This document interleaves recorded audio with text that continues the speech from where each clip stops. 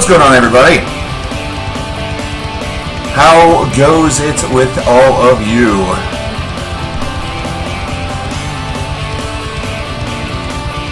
Oi, oi, oi. Oh, Meatman is doing some 10. Doing some big.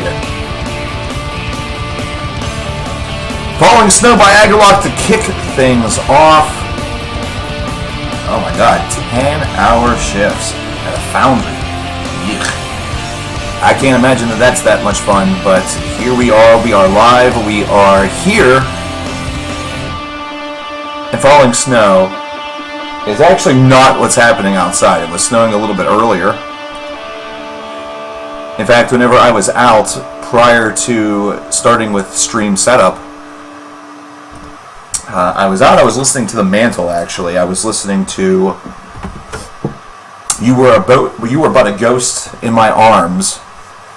And as I started to pull into my driveway here at the retirement home, as I affectionately call it, it started to snow. In the time frame that I was, allowing you all to come in and get settled, and it was playing Falling Snow, it was because I thought it was snowing outside. I go outside, it's not snowing, it's icing. So,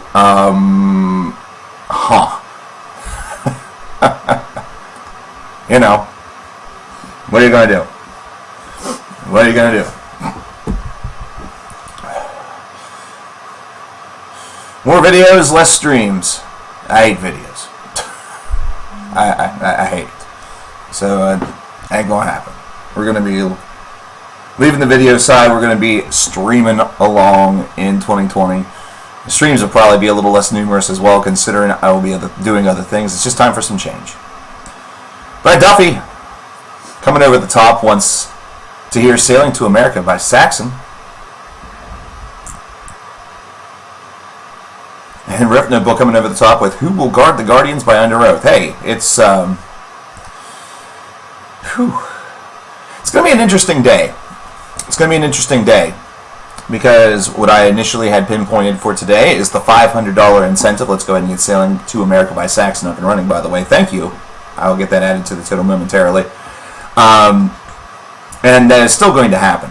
That is still going to happen. The goal that we have for this stream, or that I have for this stream, is to get at least 3 or 4 videos complete that need to be done. I do have a couple that are pinpointed that I want to have be my sort of hit list. Sort of my hit list a little bit for what I want to do. There are 2 rank-em-alls. There'll be 2 rank-em-alls that I'm going to be working on, and 2 topic videos that I'll be working on.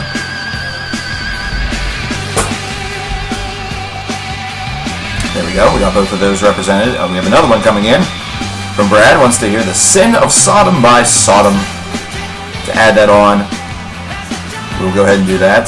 Thank you very much. We have ourselves a queue building. However, I can tell you right now that if all goes well, if all goes as intended, that portion, I'll be 4 for 4 with my recordings. I'll be happy with 4 straight takes. Now, I know that seems like it's a real big, that seems like that's really pushing it, pushing the hope, pushing the hopefulness.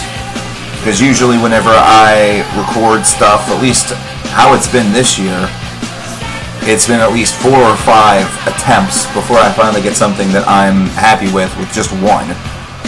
Hopefully I have a good day. My mind is feeling pretty clear. It's been feeling very clear lately. Bruised Mist, good luck to you. Good luck to you. God bless. Allah bless. Any thoughts on collabing with Jason Genova prior to my departure?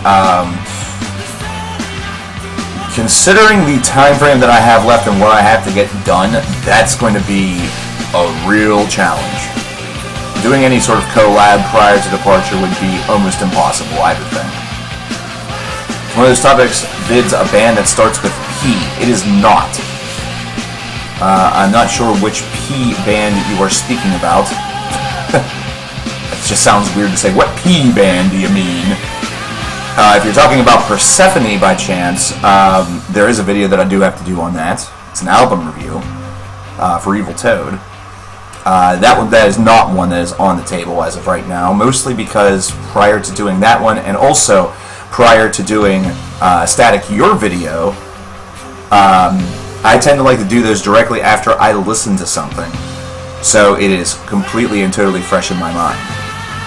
So those will be ones that I will handle probably off the air after spending time with those albums, and then I will record that immediately, because one thing that I see here,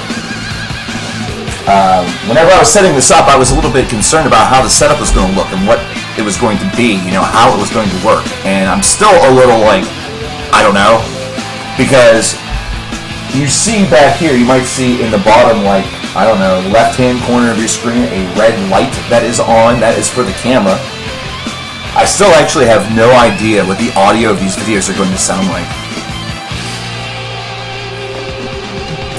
Static, I'm going to try to do a bit of a free view with that and try to maybe talk about aspects of all three.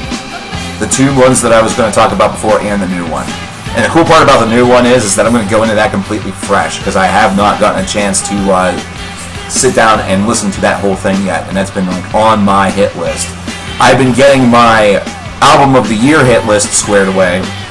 I have just 6 albums left to listen to before I will declare the year, for me at least, complete. And if there's anything that I've missed, or if you guys have sent me something, recommended something that's not on the list, I apologize. I can't get to everything. It's been a weird year, and it's final year, so I'm gonna, eventually you have to just take a moment and say, I'm satisfied. I'm satisfied. I'm done. This is just good enough. And that's kind of where I'm going to have to be right now with the 6, or actually 7 remaining, because there's one that's not on the official list yet that needs to get there. But there has to be a time where you just close things off and sort of say, fuck it, that's it. That's the end. We're good. There's nothing more that we can do. And that's kind of where we're at. Under Oath with Who Will Guard the Guardians, coming up next.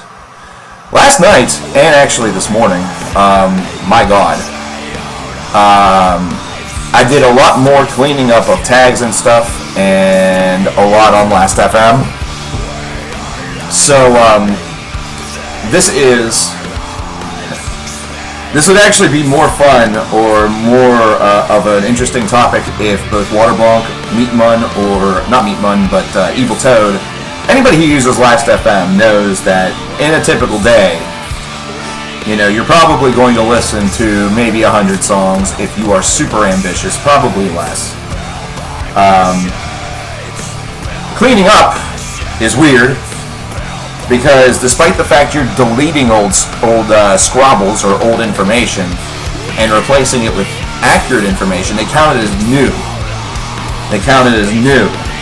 So as a result, it currently states that at 3:53 p.m. Eastern Time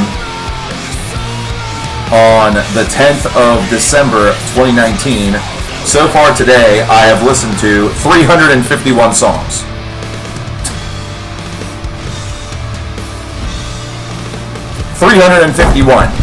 The impossibility of that is ridiculous.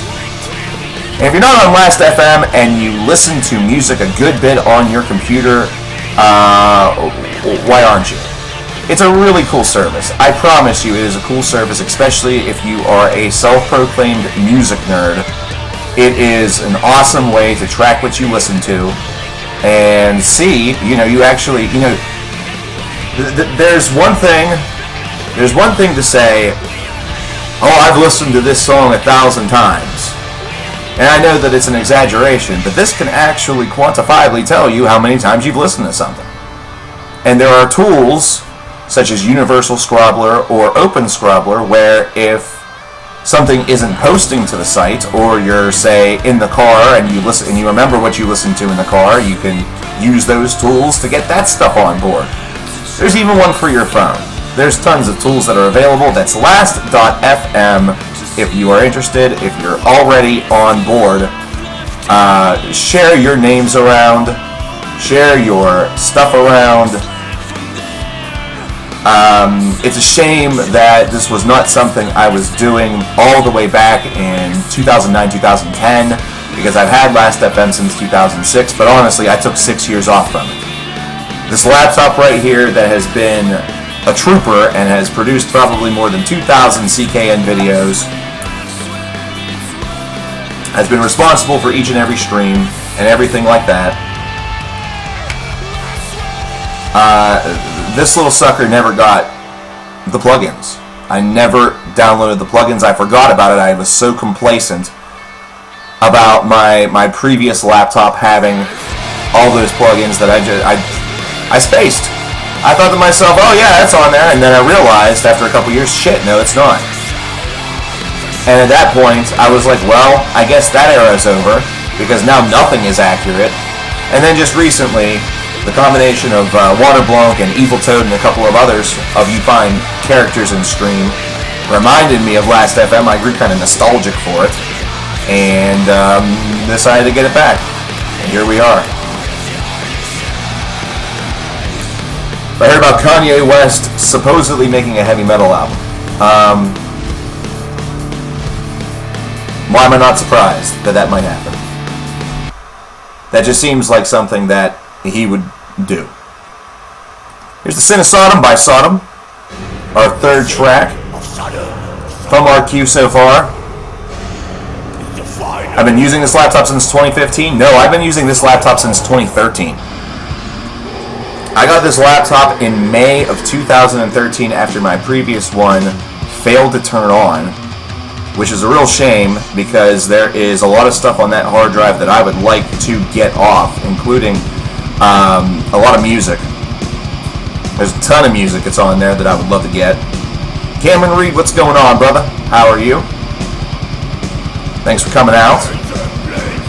But unfortunately, that's going to require some real surgery. Some real surgery, considering right now it doesn't even think about turning on. So somehow I'm going to have to extract that hard drive, hook it up, and do some brain surgery on there. There's also a lot of photos and stuff that I have a lot of technology that I need to sort of get archived stuff off of. You know what I mean? Porn. The funny thing about it, no.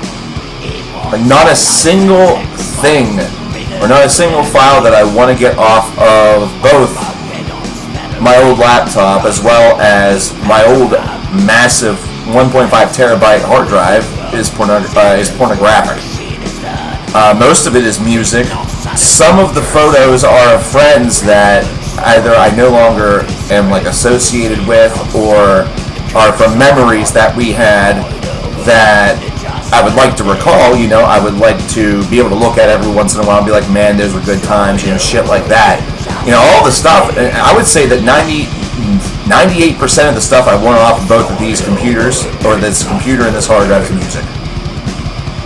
It's music, you know. That's what I want. And especially whenever you consider, by the way, pop. Especially when you consider a 1.5 terabyte hard drive. That was probably all about, I want to say 60% filled. And it was pretty much all music. I'd say it was like 98 to 99% music, and the rest of that stuff was like old wrestling video that you download. And, you know, I know that I had gotten a lot of stuff from a thumb drive from my buddy, one of the security guards whenever I worked up at FYE. He liked a lot of old television shows and liked to pass that around to his buddies. And so I was one of those buddies that got it. You know, old Doctor Who stuff from like the 60s, Buck Rogers, all those old shows. I had those all archived on there. It'd be really cool to get that stuff off. I'll be honest, I was never really that big on downloading porn. That was never something. I think that in my lifetime, over the course of like, I don't know how many hard drives, I think I've had a grand total of like 3 hard drives that were external. Aside from this small little thing I have here now, which has like zero video. No, it doesn't have zero video on it. It's all like old Ring of Honor and New Japan shows from like 3 years ago, back before I had the networks. I don't think I've ever downloaded any more than like, I could probably count them on 2 hands how much pornography I had over the course of my life. Like legitimately downloaded.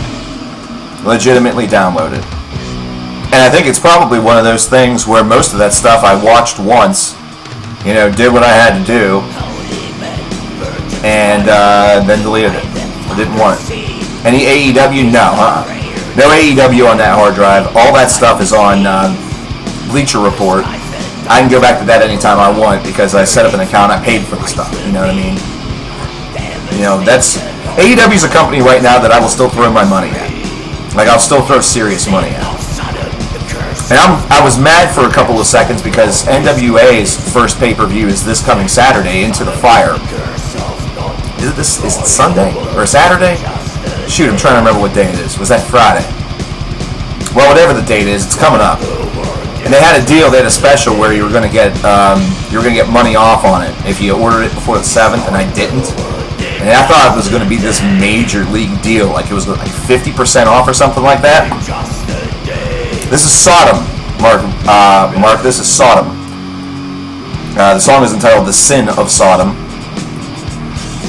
But it only ended up being a $5 benefit. So the actual pay-per-view Into the Fire is $24.99. And you know what? I'm curious enough about what NWA is going to be able to bring to us pay-per-view wise that I will shell that out. And the only reason why and Final Battle, by the way, for Ring of Honor may be the last pay-per-view event of theirs that I buy through Honor Club. Because I might actually be canceling Honor Club. Some of the stuff that just came out about Ring of Honor has made me a bit upset, especially considering I was a very big Kelly Klein fan.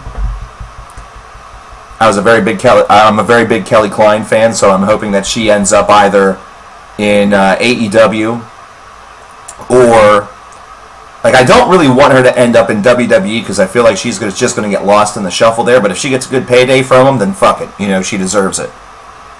You know, she deserves the payday because the pay that she was getting in Ring of Honor was ridiculous. It was barely, you know, it's not even a livable wage in America. And then plus she was sent to South Africa to wrestle with a concussion. And nobody was really helping her out. I'm leaving because I hate making videos and YouTube sucks. And it's just time for a change. You know how some folks say that they're sick and tired of living paycheck to paycheck? Well, I'm sick and tired of living knowing that part of that which I've earned for myself, you know, or that you guys have been kind enough to give in these streams is being taken by YouTube. It's being taken by a company that made a lot of mistakes and is screwing things up a good bit. And they still take 30% from you.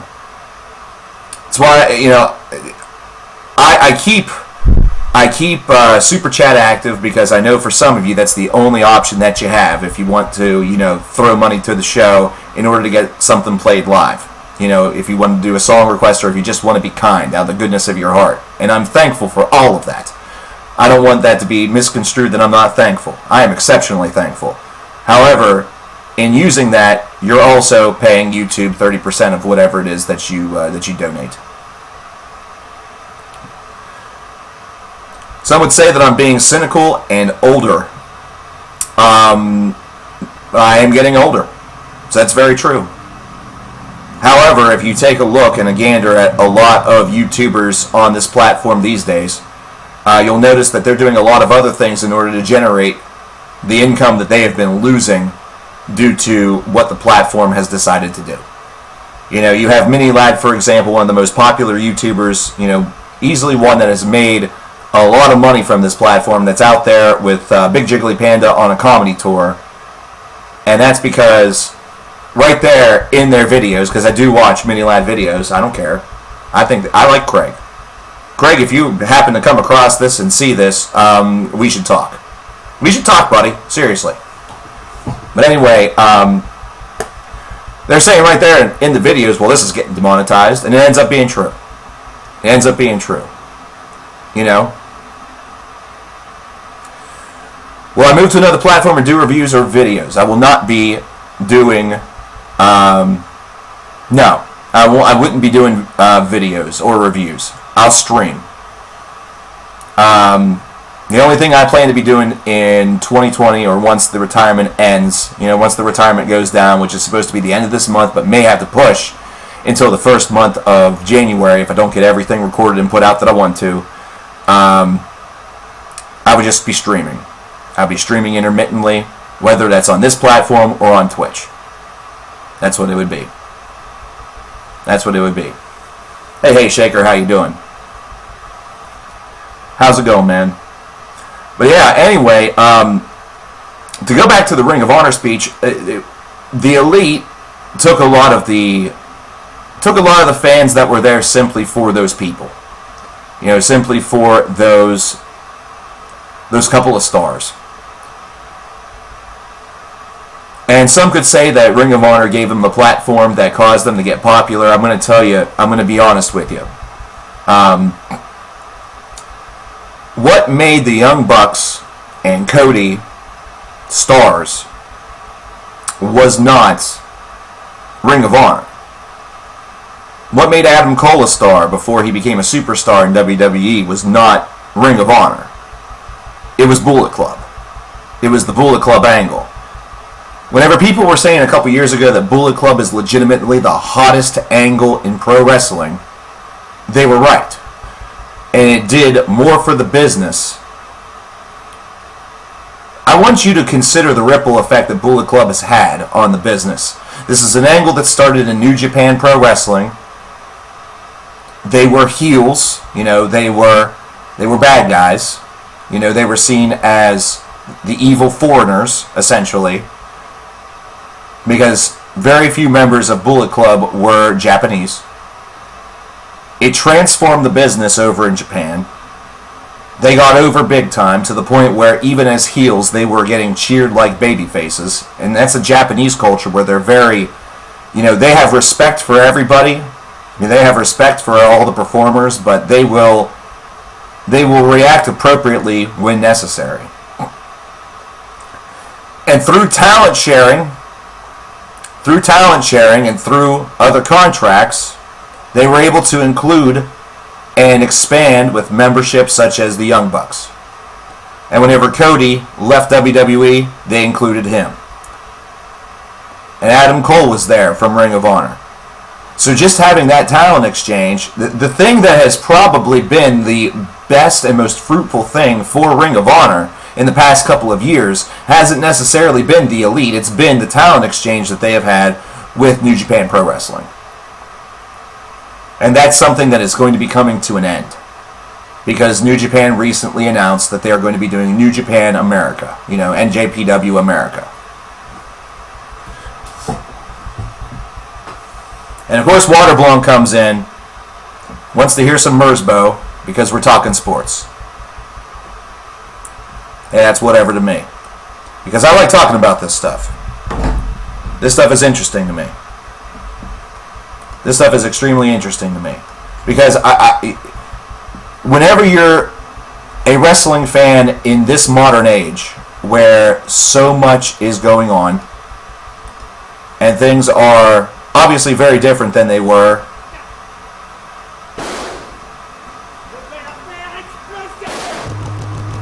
things are very different than what they were just even a half decade ago. Some of the analysis is what it is. You know, some of the analysis is just wrong. You know, some folks look very much just at the face value of things, and they don't see the entire picture. They don't see the entire picture. And the thing is that while I like Jim Cornette, I like hearing him talk. I like hearing him talk about the business, especially if he's ever talking about the wrestling business with Dave Meltzer. Can I turn that up? No.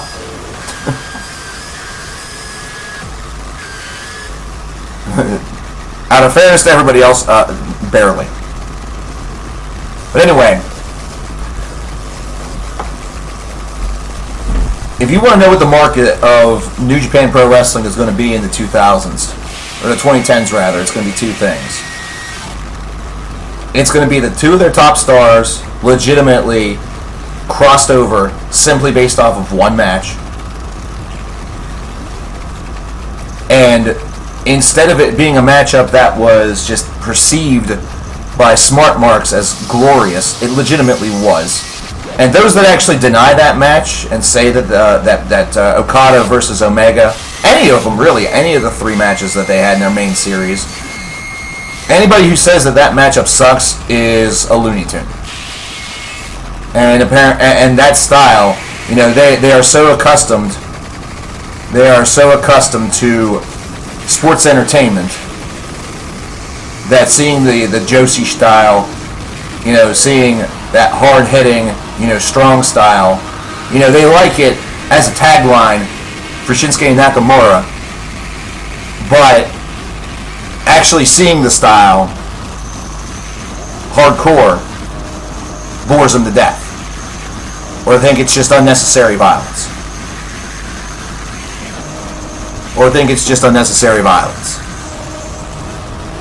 So, I'll never understand that. I respect people's opinion. 100%. But that doesn't mean that I'll necessarily understand it. Because I'll give you a great example. The matchups are like night and day. The Okada Omega matchup is probably about 3 or 4 times the length of the matchup I'm about to talk about. Okada and Omega, take any of the 3 matchups. I think I would take any of them over Hulk Hogan versus Andre the Giant at WrestleMania 3. Because everybody remembers the slam heard around the world. But did you actually watch the match? The whole match? Not just that, the whole match? That whole match sucks. It's actually a horrible match to watch.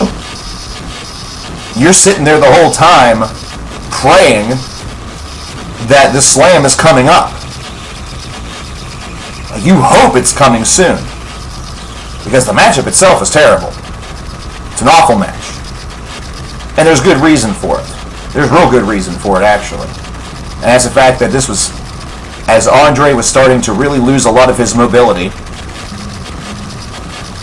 there wasn't nearly as much that he could do. He was not as capable. And Hogan at this point, this was near the end of his first run as champion. You know, we were starting to wind down. And it's not a good match. It's not. It's not a good match.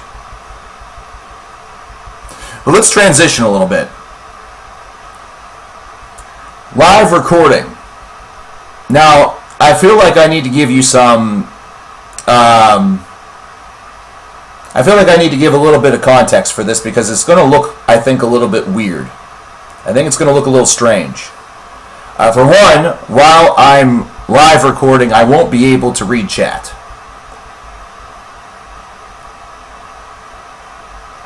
Does anybody remember that album that was a 128-minute long song a guy wrote about his cat? Yes, I do. It's by a group called Caricature. Caricature was the name of that artist.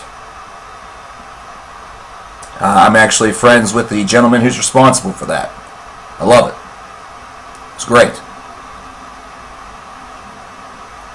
But anyway, this is going to look a little weird because I won't be able to read chat while I am doing this. Because two of these, two of the four that I'm hoping to get accomplished are lists. And of course, in order to do lists, you have to have the list in front of you. At least I do. I'm not that good. I'm not that good where I can commit that much to memory. So if you've ever seen a rank 'em all list, there's a good chance there was a list in front of me. If you've ever seen a 5 reasons video, there's a good chance there's a list in front of me. Because trust me, I've tried to do the stuff without, and it didn't go well. Second of all, the angle that you're going to see is going to be a little strange as well. You're not going to see what you'll see in the video, obviously, but I am going to pull this this laptop and this whole rig. I'm going to try something with this, and we're going to take a look with this together. And hopefully this looks at least good enough where you guys can get an idea of what's going on. Where you guys can get an idea that the recording is happening. The main thing that I want you to be able to do is see it and hear it. Because if you can't see it and you can't hear it, then this idea needs to be reformed and needs to be rethought. And we'll have to do this stream again, or this idea for a stream again sometime in the very, very near future. So we're going to go ahead and start to get set up.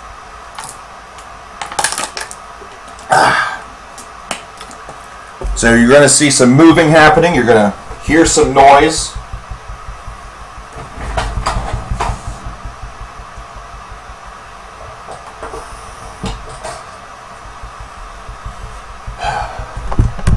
You're going to get unplugged actually for a second. You guys will still see everything because it's just the cord here.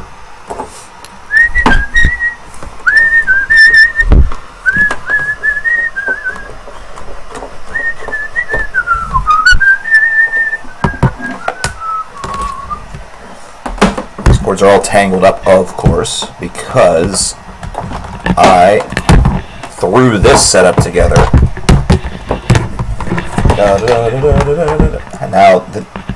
Okay, now how the hell does that make sense? How did that get more tangled? You know what? We're just going to do this. Pull it out.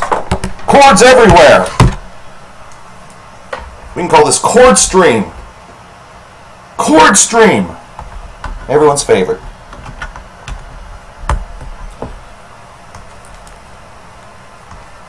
Now, it should really be all that I need.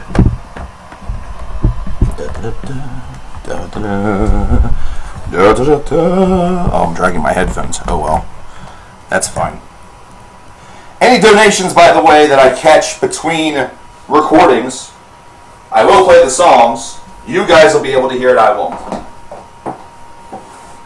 You guys will be able to hear everything, I will not.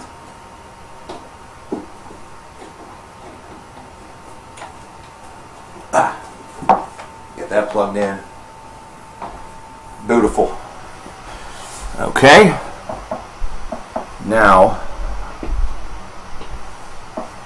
two things are very important. Video output low. Uh-oh. Well, that's not good.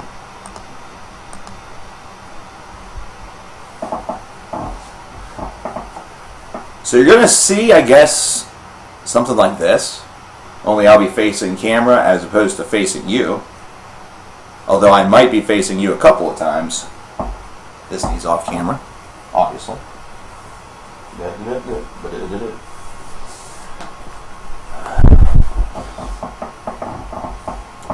So I'll be facing camera forward.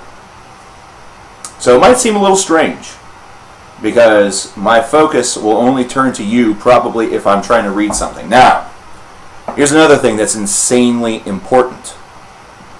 Something that needs to be tested. Now, one question that I think has been on a lot of people's minds is how do you see with the patented sunglasses on? And the answer to that question is these are not the same strength as my prescription lenses. They are not the same. This set of sunglasses actually is about, oh Lord, 50 years old. maybe not that old.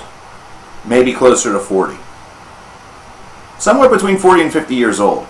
My uncle, who lives in Florida, who I will actually be vacationing to see in February, wore these sunglasses back whenever he still lived up here in Pennsylvania. Back before he moved, whenever he was young.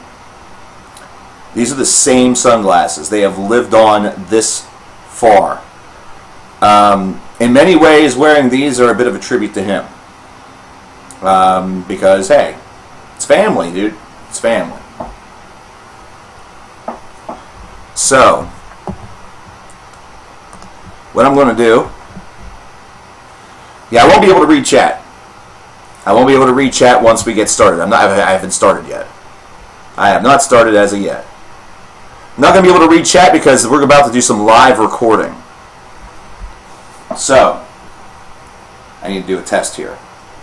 Oh my god, I can't see shit. Can I still see shit?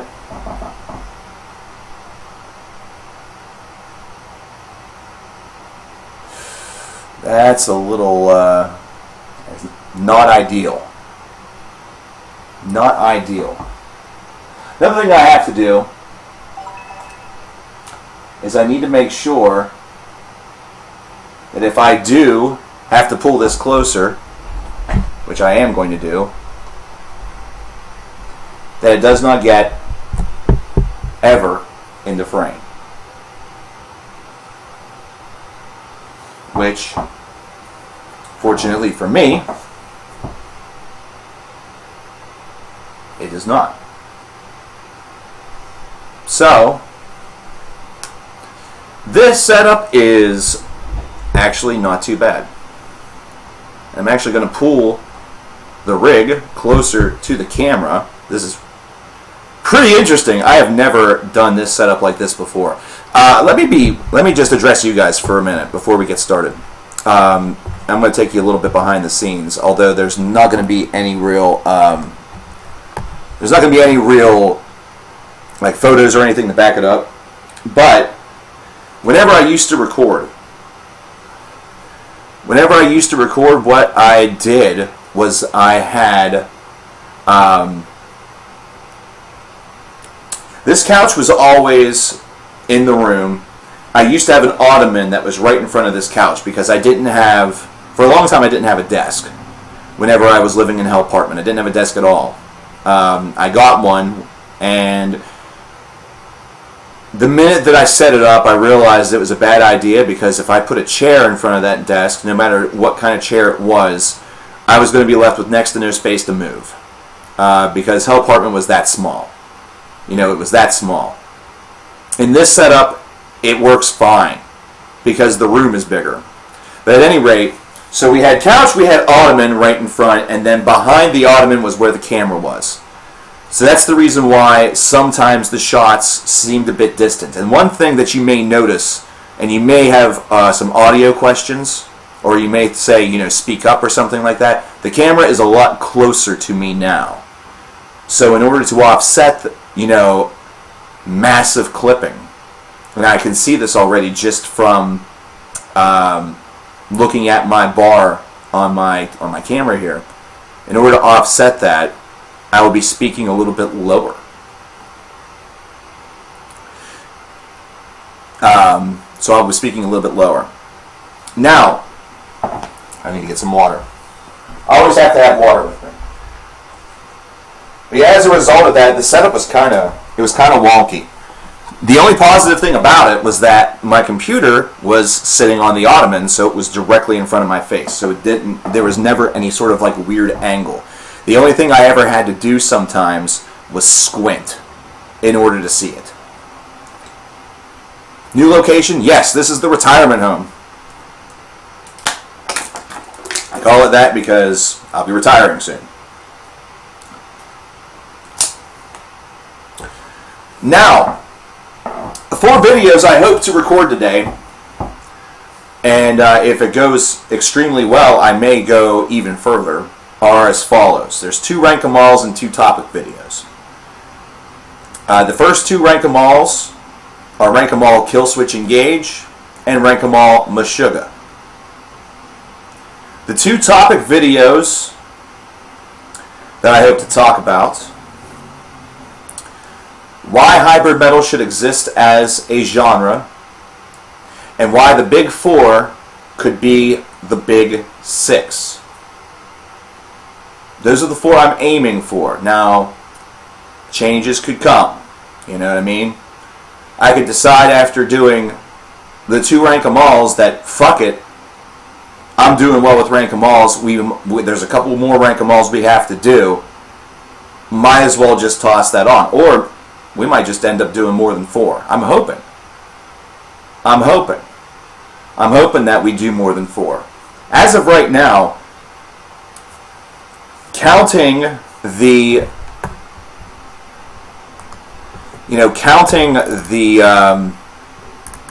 stuff that we got thanks to the videos that we got thanks to the bid war that happened a couple of months ago. 1, 2, 3, 4, 5, 6. Let's see here. 7, 8, 9. I think 10. I forget if I posted that or not. 11.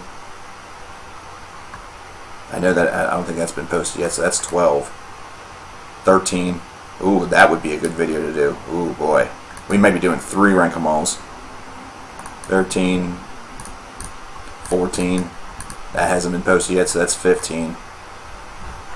There's a total of about 20 videos that need to come out in the next 21 days. And a couple of those are big lists.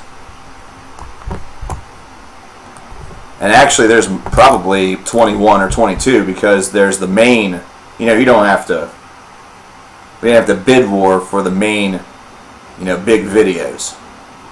It's not like you're going to bid war for a top 50. By the way, album of the year, that video is going to be a top 50 video. That is confirmed. The other thing I can confirm from that is that there will be no honorable mentions. So it will be purely top 50, that's it. So if your favorite didn't get on the list, I apologize. Nothing more I can really do for you. So okay, I'm going to be focusing more on the camera that's straight ahead of me. Actually, it's a little bit to my right, which I need to adjust. Go ahead and do that just like that. That's fine. I'm going to be focusing more on the camera that's to my right. There's 2 cameras right now. There's one to my right, which is our main camera for the recording, because this is live recording.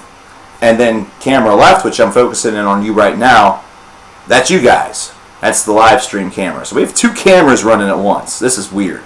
I feel like I'm actually on TV or something like that. Like I'm actually fucking important. And I know all that I am, so, don't take that to heart. Another band that sounds like magma, they're called Choreogen. I don't know how to pronounce it. That looks Choreogen? Choreogen. Just from, sort of phonetically sounding it out, it sounds like Choreogen. Hey, Mick, what's going on? Okay. I feel like I've been delaying this for way too long. If we get everything done really quickly, this will be a really quick, live recording session, which will almost make the $500 price tag seem really, really, steep for this. But if we get the 4 done in 4 consecutive takes, we'll do more.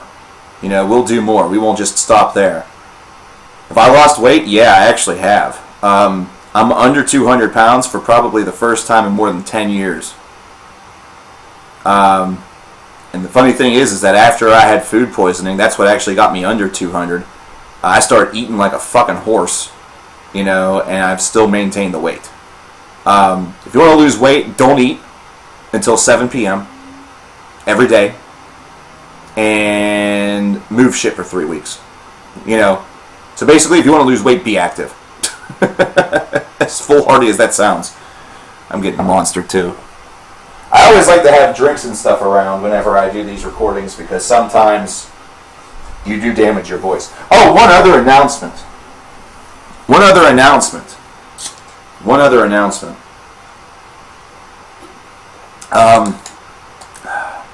Unfortunately, I have not listened to enough albums that I consider to be bona fide stinkers. I have not listened to enough albums that I would consider to be bona fide stinkers for there to be a top 10 worst albums of the year video this year. This will be the first year, I think, ever that that's going to happen. So, what's going to happen is that there is going to be a top 10 worst albums of the decade, or it might actually be 15. I need to go back and check the archives from the bid war. There's a worst albums of the decade video that's coming out, and there will be an honorable mention to that video, and it will be the worst rated album of 2019. Essentially, what the problem is that with that list, for one, the worst ranked album, like the worst rated album, is not one that people are going to know. And for many of the others that would make that list, they're not really bad albums, and we may actually explore that in, if we do really well with this, but if I do really well with these recordings and we do a couple of other Rank 'em Alls. There's one Rank 'em All in particular where it will be explored. I'll just spoil it, In Flames, where the albums aren't bad, they are just kind of average, or they're better than other albums that we've heard from them in the past, in like the recent past. But if the worst thing I could say about the album is that it's just somewhat underwhelming. And you and I both know that the fan base, whenever they see top 10 worst albums, they don't want underwhelming. They want me to explode. They want me to go nuts.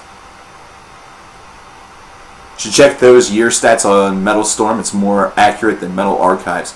Yeah, I have.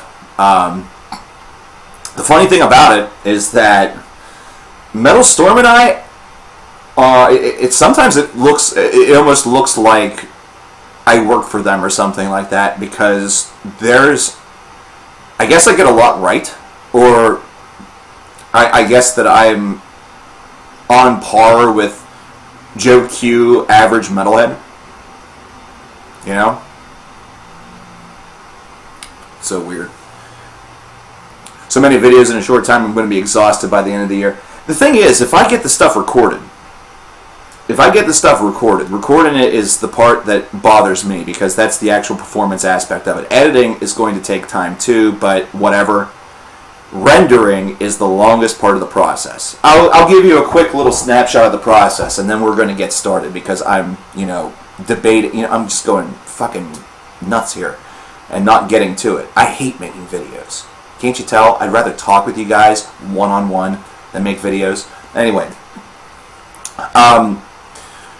the typical process of making an album review is as follows. Now, I'm going to go with some averages here. That way you get a time frame sort of in mind. Of course, be aware that outliers and different things do occur. So, for example, if I listen to an album that's 50 minutes in length, I like to listen to that album at least 3 times in order to get a consensus argument about my score. So, right there, with 50 minutes, that's 150 minutes for the 3 listens in total. So that's 2 hours, 10 minutes. Already we're into 2 hours and 10 minutes. If I'm having a good day, recording it would be one take, real simple, 10 minutes. So now we're at 2 hours and 20 minutes. That's if it's a good day. There have been some days where that has taken 2 hours. Simply because, like that. A moment like that where I just blank. I can't have that in the video. I can't have that waste of time in the video. I have to just, it's best for me to restart at that point. And I don't restart from a spot. I restart from the beginning. I will restart from the beginning. So let's say on average, it takes me a half an hour to record the video. You know, we're going to say that I'm fallible, because I am, and it happens often. So instead of 2 hours and 10 minutes, we're at 2 hours and 40 minutes. Then I edit. Editing doesn't take me long. If it's an album review, it takes no time at all. It takes me less than 10 minutes to edit a video. Because all I'm doing is getting a thumbnail of the album cover, putting it on the top left-hand corner of the screen. You know, for me, it's actually on my top right. You know, it's camera right, your left. And I have music that I've had for years that I put underneath. I adjust some audio levels here and there. I put my outro on if I remember, and that's it. It takes me literally 10 minutes. So, 2 hours, 50 minutes. The rendering process for that 10-minute video takes an hour. If that video is 15 to 20 minutes, enhance that by another hour. If I'm doing something while it's rendering, bump up that time majorly. So I cannot be using the computer while I'm doing this, while I'm rendering, or else the render time will become ginormous. And then YouTube, for whatever reason, has not updated to the point where uploads don't take a half an hour. They still do. Or at the very least 18 minutes. So the whole process is about a 4-hour process. Maybe 5 hours. And this is all dependent on video length and the amount of editing that's necessary. Like the top 50 video, for example, that editing process will probably take me 3 hours. Now, I don't want to make this argument because it's a money argument. And money arguments always attract negative attention. They always attract the sellout claims, or the this or that, or, you know, all these metal bands aren't making that much money, why should you? A typical video of mine gets about 2,000 to 3,000 views. Now, if you know your YouTube and you know your homework, you know your math, CPM usually instructs that every 1,000 views is $1. So if I get my average, I get $3 or $4. If my CPM is better than that, then I get maybe $6. $6 for, on average, 4 or 5 hours worth of work. Do the math. If you want to know why some folks don't feel like this is worth it anymore, especially whenever that very small amount gets taken away anyway, there you go. I look like a homeless person? How's McDonald's Wi-Fi? Please stay inside wherever you are. It's cold. You don't need to freeze any more brain cells off.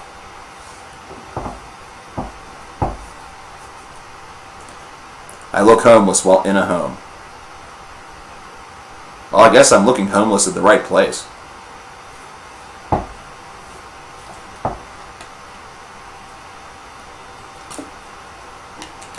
Yeah.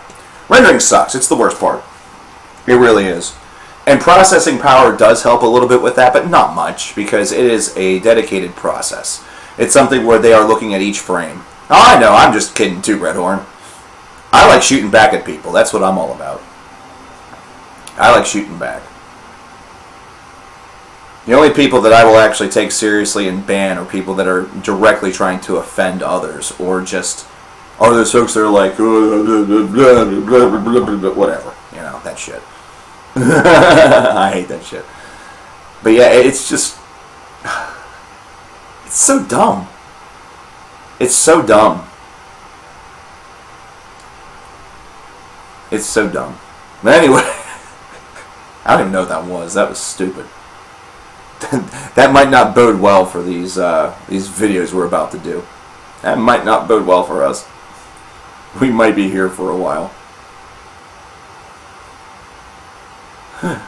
Anyway. So we're going to go ahead and get started. Like I said, the hope is that we get 4 videos accomplished. And if it goes well, if everything goes as planned, then shoot, we might do more. And we're going to start with the rank 'em alls. Because if I can make it through a rank 'em all without any difficulty, then I know that's going to be a good day. Because rank 'em alls are sometimes very difficult.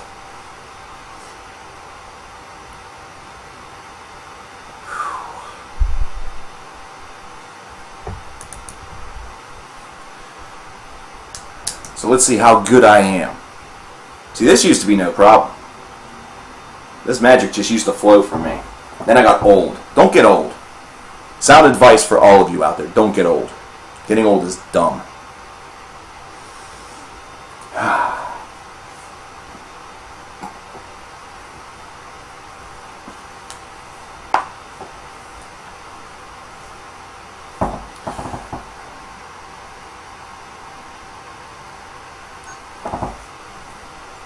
For 10 or so years, we have heard the genre, or subgenre, gent. And whenever we trace back its roots, so many people go and immediately trace those roots to the band Meshuggah. For a long time, Meshuggah has seemed like this sort of creative outlier in heavy metal. Somebody that was... see, there's one bad take. One bad take. And you could probably tell exactly what it was. Somebody. It's not right. They're a band. They're not one person. They're not part of a crowd. If we're deep into a video and that just happens, it's whatever. But in an intro like that where I absolutely am going to notice it, it's a safe place to stop. It's a safe place to go back and redo. Not to mention that intro is a little choppy. For the past 10 plus years, we have heard and become accustomed to the word gent whenever it comes to the heavy metal marketplace.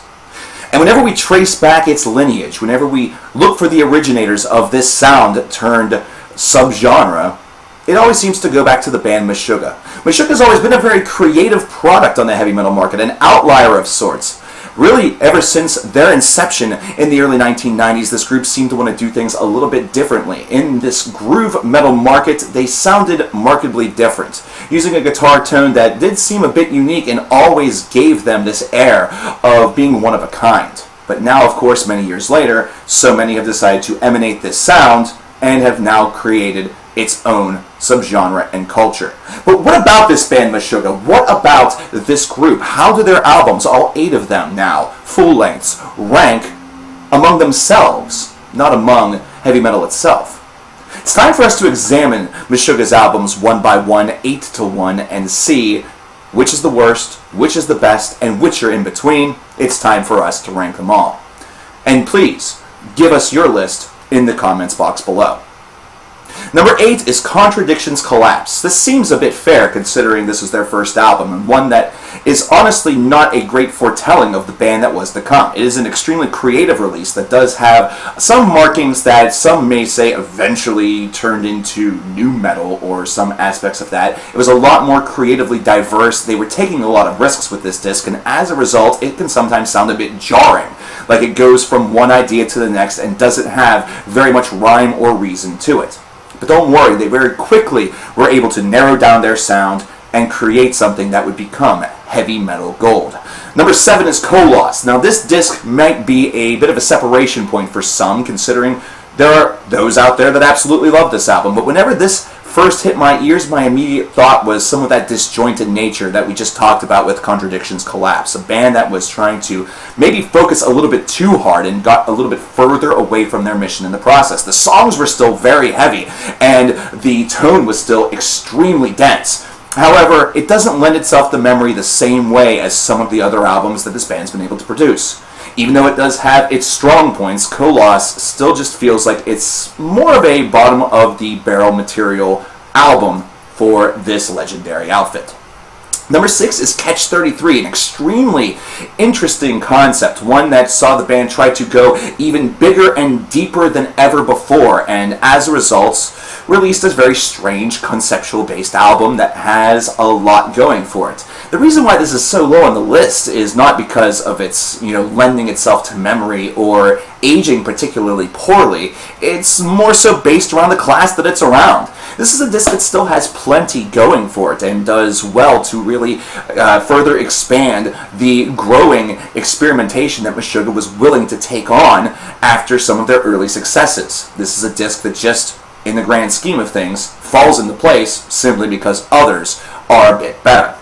Such as number 5, which is Obzen. Once again, another album that decided to take some of the experimentation from the 1990s and early 2000s and go one step further with this. This was directly after they had some great success and were able to push things. At this point, they were starting also to gain a lot more attention, especially due to the renewed interest in heavy metal that the 2000s were able to give us. As a result of that, Obzen feels like an album that just really takes its shot and does pretty good in the process. Maybe not necessarily hitting a home run with this, but to continue the baseball analogy, at least hitting the wall and getting a double and perhaps maybe a triple if it happens to be a speedster. I'd say Meshuggah probably hit a triple, considering they do have some aggression and they do have some speed with their riffing. Great album. Number 4 is Chaosphere. As Meshuggah was growing and starting to hone in on their sound, especially after one key album that we're about to get to very, very soon, the material seemed to become more of a tone that Meshuggah was setting for its listeners for each subsequent release. Now with Chaosphere, they were able to take things and, go a little bit further than they had before, which is an important step of evolution that each band needs to do in order to really get further, both creatively, but also as an outfit. They became tighter, and the sound became a little bit more honed in. Chaosphere boasts some of their strongest material as a result of this, and because of that, we knew that Meshuggah was not a band that was to not be taken seriously, but instead a group that we were probably going to be talking about for many years to come. Number 3, The Violent Sleep of Reason, one of the most recent albums that we've gotten from this group, and it was one that definitely had those old school feelings to it. It was something that whenever you jammed out to this, you immediately felt like you were in a time capsule going back 20 years to some of the earliest material that this band was able to produce that wasn't part of Contradiction's collapse. That trademark sound was present. The sound was even more over the top due to the over-the-top production, but all of the songwriting was exceptionally tight. Nothing here felt like it was wasted. No mood felt like it was wasted. And as a result, this album was able to pervade to the nation and pervade to the world that Meshuggah was not slowing down anytime soon, and instead still had a lot left to offer. This is one that in retrospect, whenever you go back, you almost forget about it for a time. Considering it's so recent, that seems almost insulting. But whenever you do go back and check it out, you all of a sudden remember and recall just the feeling that you had whenever you listened to it for the first time and were banging your head alongside every single note. Number 2 is Nothing. Wow. An album with the simple name of Nothing almost sounds like it should be a 9 Inch Nails album or something like that, but this actually made a lot of sense for Meshuggah. And then whenever it comes to the material, this was one where that experimentation started to take them even further. We're putting in some more of a almost progressive tune to go alongside of that gent or that groove or that whatever you wish to really call it was starting to make sense. This was a band now that was all of a sudden taking their pre-established strangeness, the things that made them unique, the things that made them that heavy metal outlier, and were combining them with other things, almost hybridizing and becoming a band that was unafraid to take risks and was unafraid to explore their sound even further in order to try to hone in on something that could build a future for them. Something that would make their albums, despite very familiar but also exceptionally unpredictable. Nothing is able to accomplish this in many ways, but it's only due to the fruits that were bore prior that this was even a possibility. And that's because of number 1, Destroy, Erase, Improve. This is not the cleanest album that's out there. This is not the album that is going to necessarily sound the tightest. At times it is extremely sloppy. But that's the charm.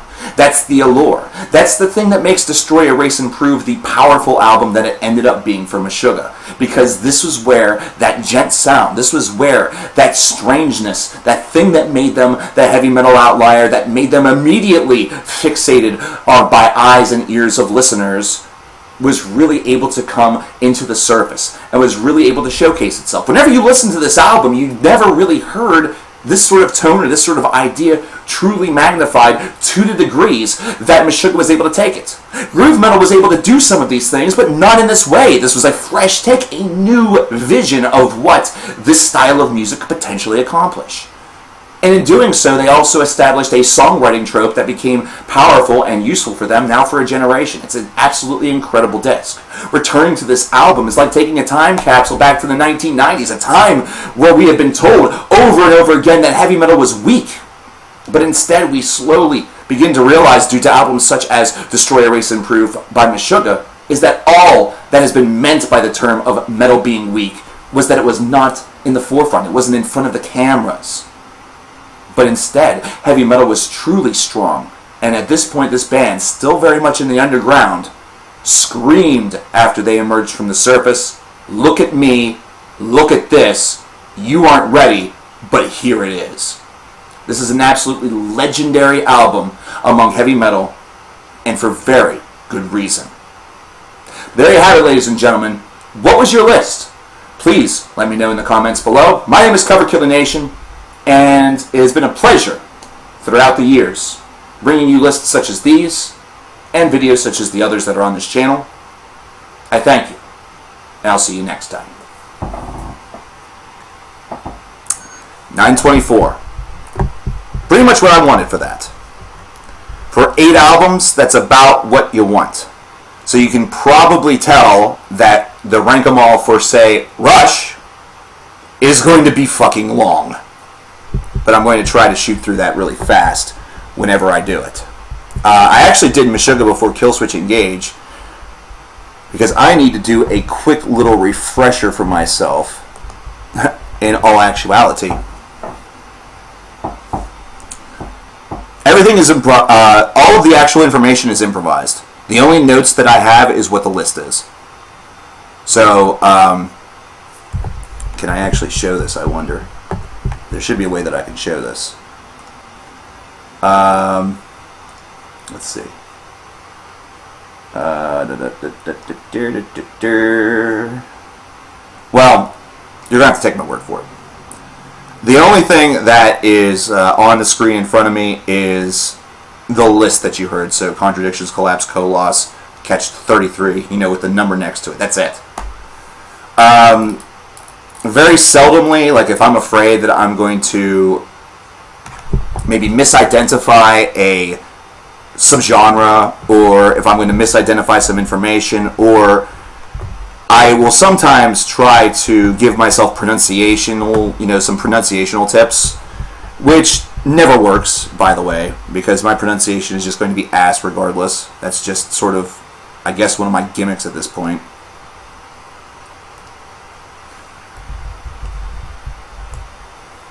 I just realized that I don't have my my keyboard over here. But yeah, that's what a good take looks like. That's what confidence looks like with that. I need to look at one thing real fast, and then I think we might be good to go with our next one.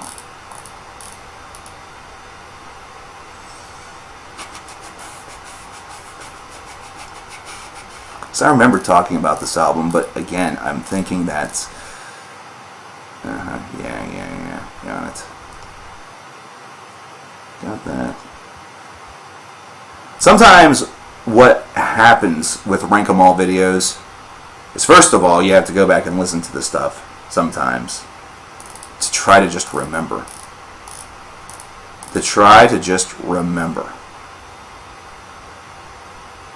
Because believe me, there has been like the first couple Rank 'em All videos that I did, whenever I was doing for bands such as Opeth or Metallica or like Porcupine Tree, I could do them in my sleep.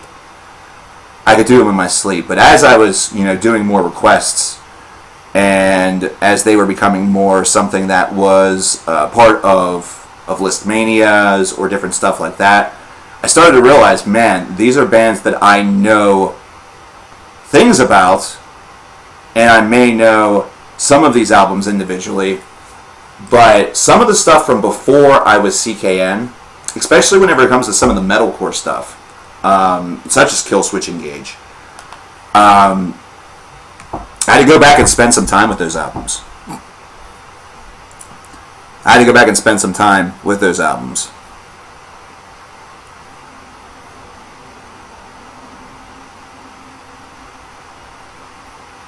Oh my god, my grammar sucks too. My grammar's the piss. But like Japan Droids, I've listened to a little bit here and there.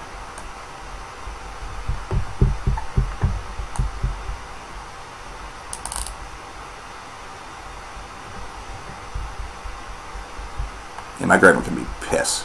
Trust me. I think part of that is just trying to do everything on the fly.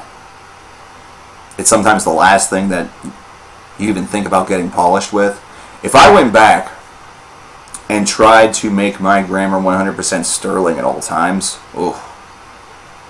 I wouldn't be making a video a week. I'd be making like a video a month, maybe. Because I'm also my harshest critic, which is a lot of the reasons why I do one take, a lot of the reasons why I don't look back and dissect everything that I do, because anytime I've ever done that, it has been a nightmare, and I've thought about quitting early on. You know, whenever CKM was first getting started, I thought about quitting early on a lot whenever I tried to do anything like that. And that was back in the days where there was a lot of times back in the day where I was just recording the stuff and immediately uploading. Like, I didn't even have to do any sort of editing. Like, editing was not even an option. I had the material to do it, but it wasn't something that was all that important to me. Okay, that's one down, and in just 2 takes, that's pretty good. Like I said, that's pretty good. If you were big fans of Atonement from this year, you may, by this rank 'em all, you may be able to tell where or if it will end up on the top 50 list this year. So that's a bit of a spoiler, but there you go. I want to do the rank 'em alls first because, like I said, those are challenges. Topic videos can be challenging too, but I'm going to take a little break after this video, and I'm going to clear my head a little bit outside in the cold, because that seemed to help before I came on live. Topic videos can sometimes be a real pain in the ass too, so really either or could have been what I did first. Anyway, let's get a rolling.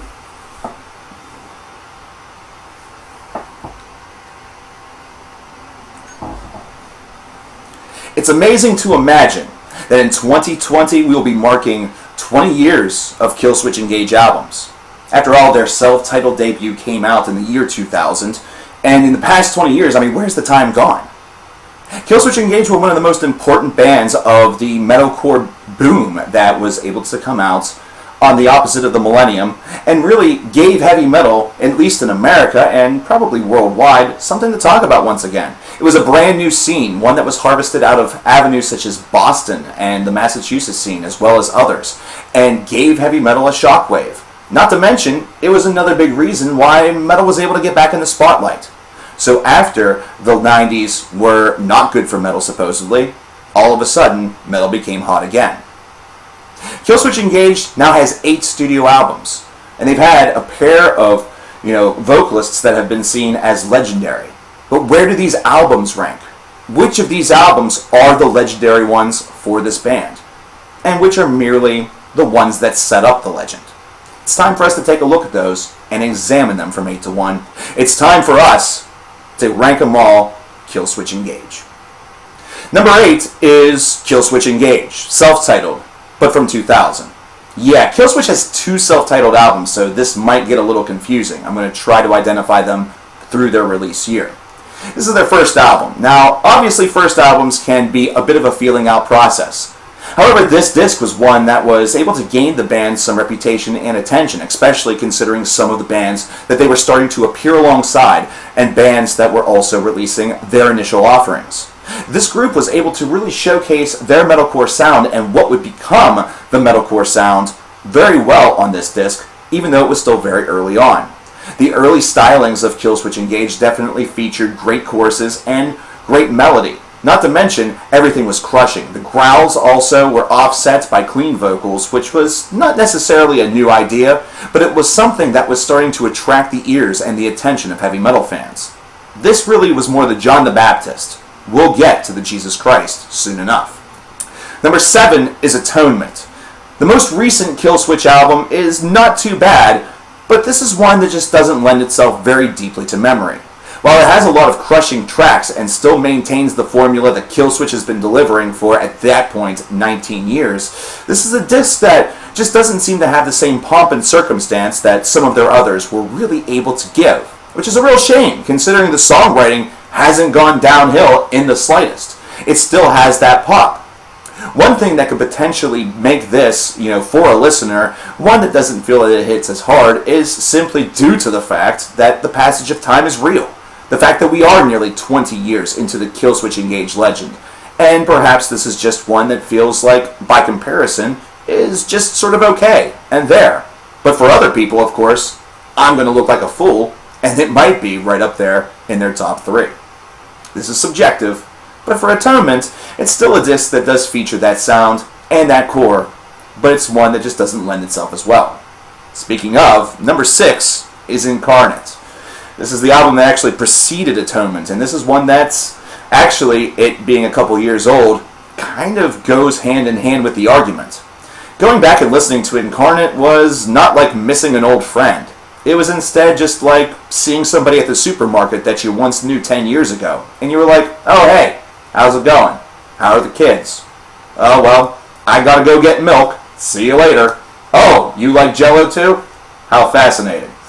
It's not a very interesting conversation, and this album, while it does keep your interest, just doesn't exactly feel like it has the same pop. As a true example of this, if you go back to some of Killswitch's albums from the 2000s, whenever they were white hot, not only do these albums feel extremely big, and not only can some say that nostalgia definitely drips whenever they listen to these discs, but there are also songs that felt like a band that was extremely hungry. Some of these albums that have been coming out recently for Killswitch do boast some of that same hunger, but it's not the same style of hunger.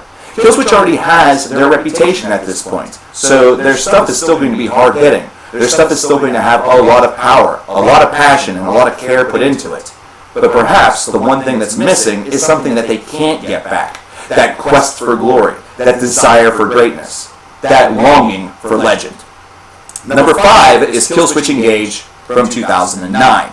The second of their self-titled albums, and one that really ended an extreme hot streak for this band. Their 2000s era, their first 10 years of releasing studio albums, was very impressive. It was one that netted them a ton of fans, not to mention their live shows constantly saw them selling out alongside other bands of the metalcore variety. At this point, the scene was starting to wane out a little bit, but the fan base was still rich and was getting a brand new generation as well, considering other complementary hardcore or post-hardcore bands were now starting to make a rise to what would become the post-hardcore boom. Some people mislabel it as an emo boom. However, this was still an album that had a lot to offer, but was coming at the tail end of some red-hot success. So, as a result, it's one that feels a little weaker than the others, but not by much.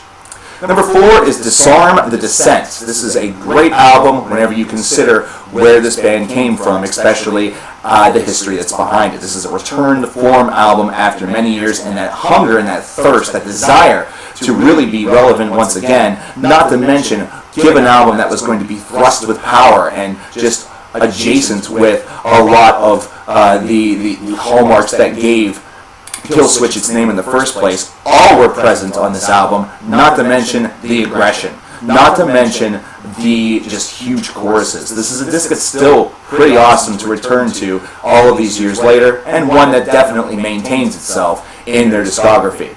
It's one where you could kind of probably flip-flop this and Killswitch Engage's 2009 self-titled album, and you would be right either way. Really, there are no wrong answers with this band, but for simplest sake.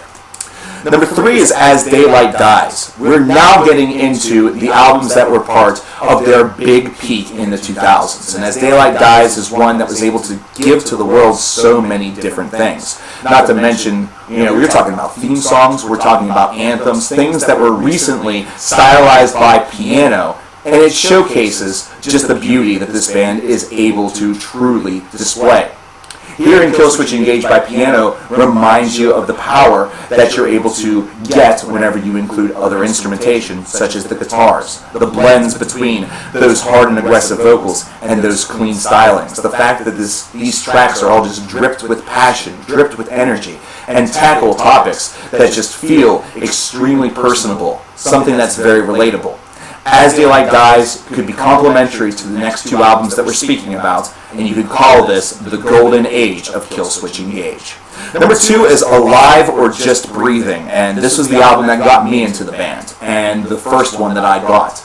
And my God, is it just a magnificent piece of music.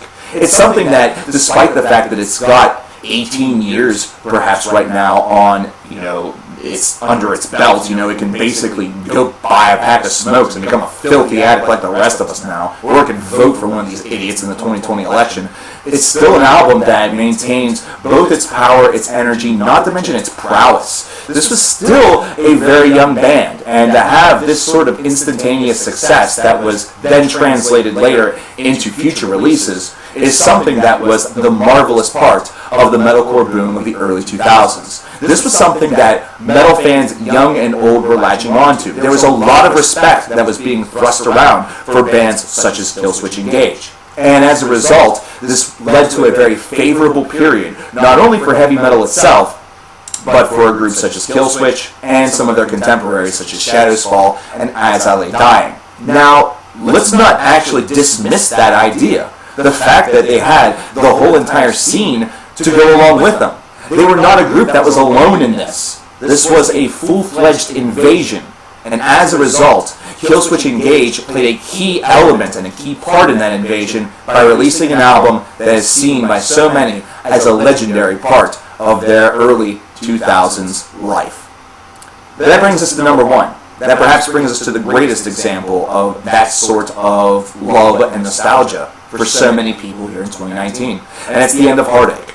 This was the album that really exposed Killswitch Engage more so to the world than Alive or Just Breathing. Alive or Just Breathing got their foot firmly in the door and got a lot of people starting to say, yeah, okay, I get this band, I get this scene. This stuff is pretty damn good. But The End of Heartache was able to take it to 11.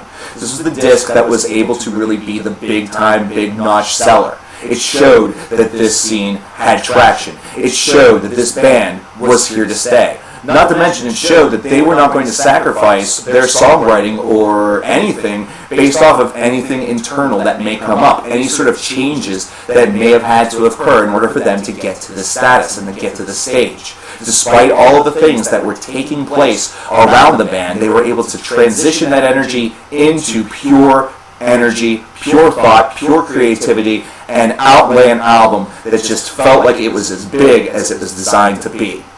And myself personally, I lean a little more toward Alive or Just Breathing, considering that was the first album that brought me to the dance. But I cannot deny the majesty and the importance of The End of Heartache, for not to mention so many metalcore fans that now are just shimmering, basking in the glow of memory and nostalgia, especially with new albums from some of these bands coming here in 2019.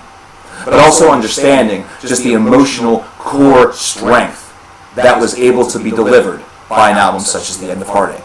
That is part of Killswitch Engage's legend, and that is part of what endeared so many to them, and as a result, they are now seen as pivotal parts of heavy metal in the 2000s.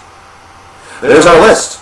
What's your list? Please let me know in the comments below. My name is coverkillernation, and once again, I thank you very much for bringing me into your homes all of these years. I will see you next time. One take! Wow! Okay. We are on a roll.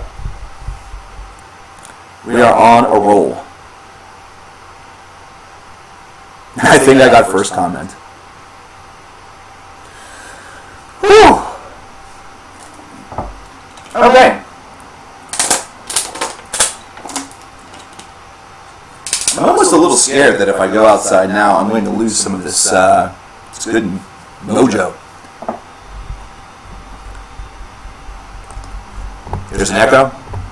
Recording. There is no way I'm going to be able to see it to take care of it. So, my apologies. My apologies. That's 2 down. I'm planning on 2 more. And if those go well, we might do even more than that. That'd be great. That would actually be great. If I could knock off a quarter of these videos that I have to do just today, just in this sense, that'd be awesome.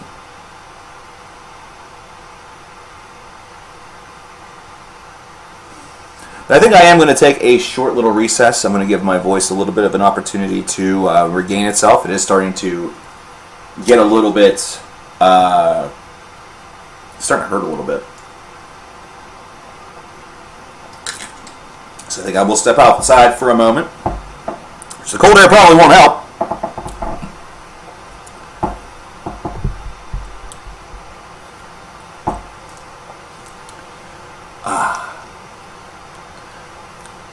Come back and do some topic videos.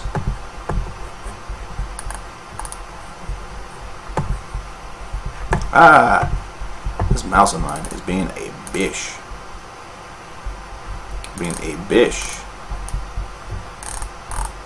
It's so funny to take a look at Merzbow comments and have people say, "This is incredible." Meanwhile, I listen to that and I'm like, "Ow! My head. It hurts. Why does it hurt so much?" While I'm outside, I'll let you guys scope out the dulcet tones of A Storm Before a Fiery Dawn by Midnight Odyssey.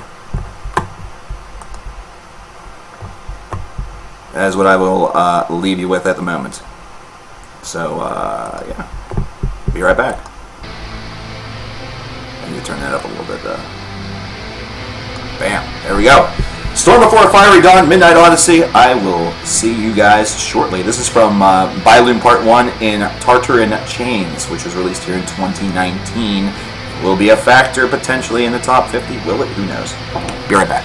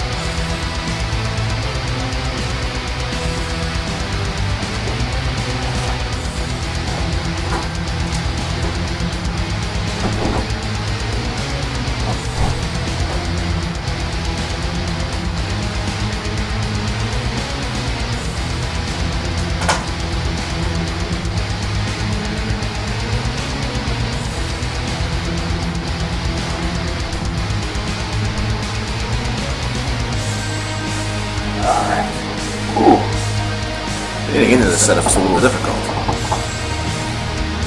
Storm Before a Fiery Dawn by Midnight Odyssey, what we are listening to right now. We are scoping out.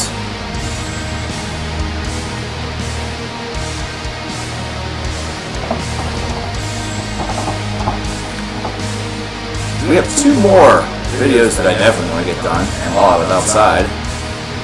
Damn, it's just a good day right now. Because the arguments are definitely coming to my mind. Oh, the echo's back again? Really? Okay.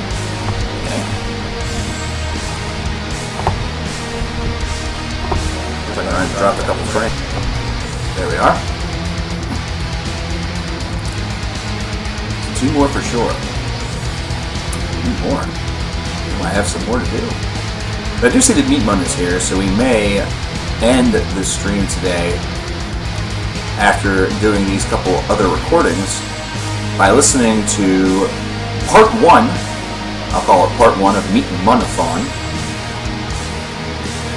We may listen to either Black Clouds and Silver Linings by Dream Theater, or we may listen to it via an Abstract Illusion discography.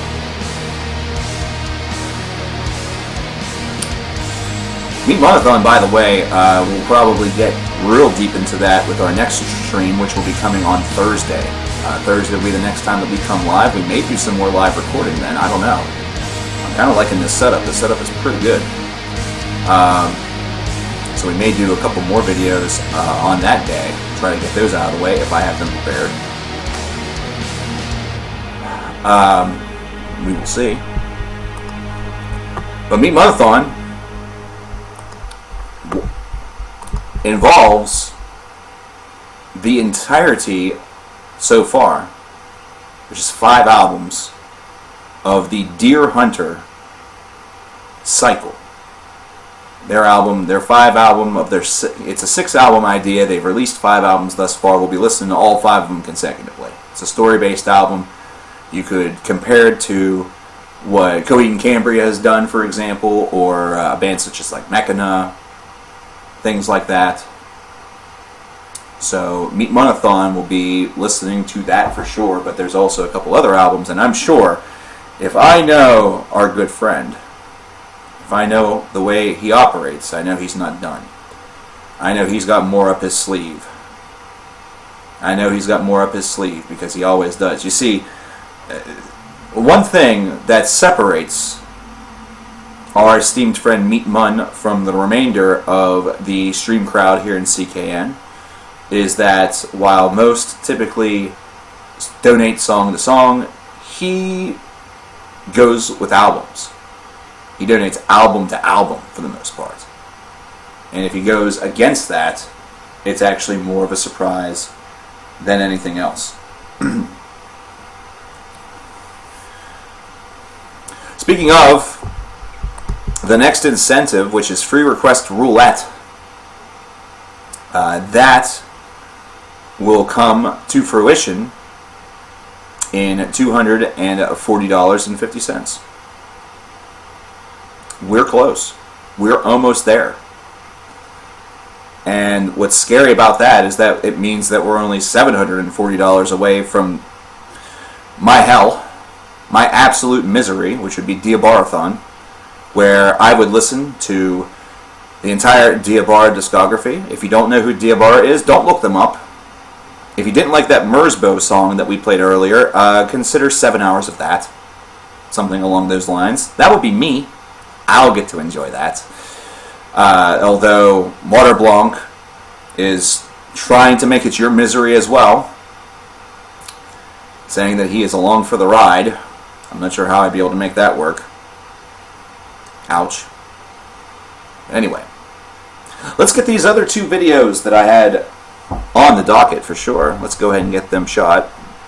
I see that there is some encoding problems that are starting to showcase themselves. It's probably why the echo returned. There were some dropped frames.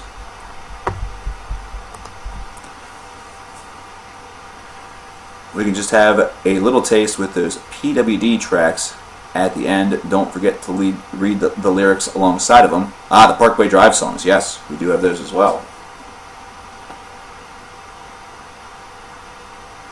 Do you want those read to self or read out loud? I don't know if I'd be able to really read. I don't know if I'd be able to read out loud. I'm damned. It's difficult to type whenever you have a Band-Aid around your finger. Yeah, I agree.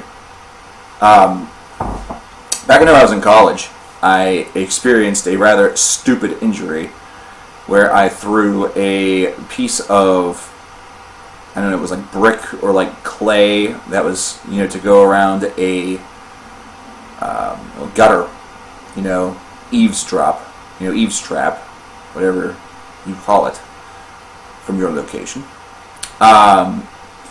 and sliced my finger real deep, like to the point where I was walking to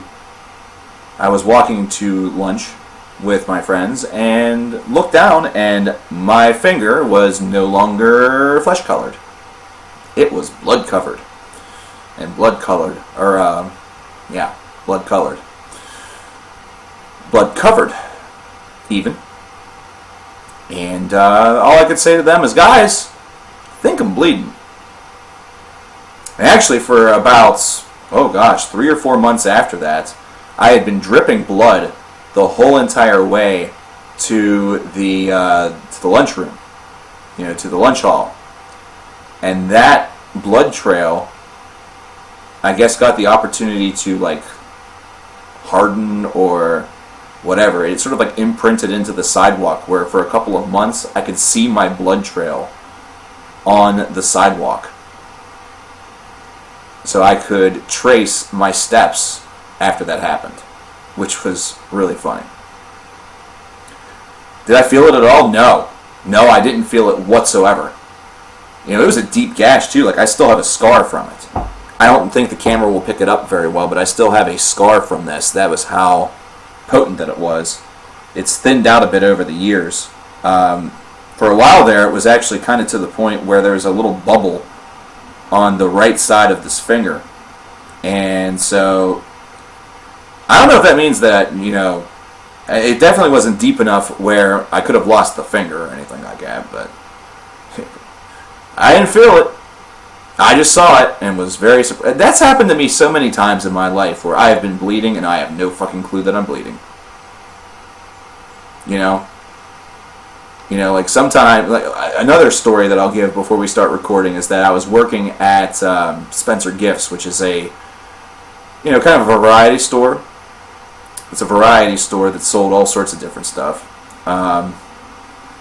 And I can remember that I was deep in work. I was probably doing one of those big time changeovers where things go from one aspect to another.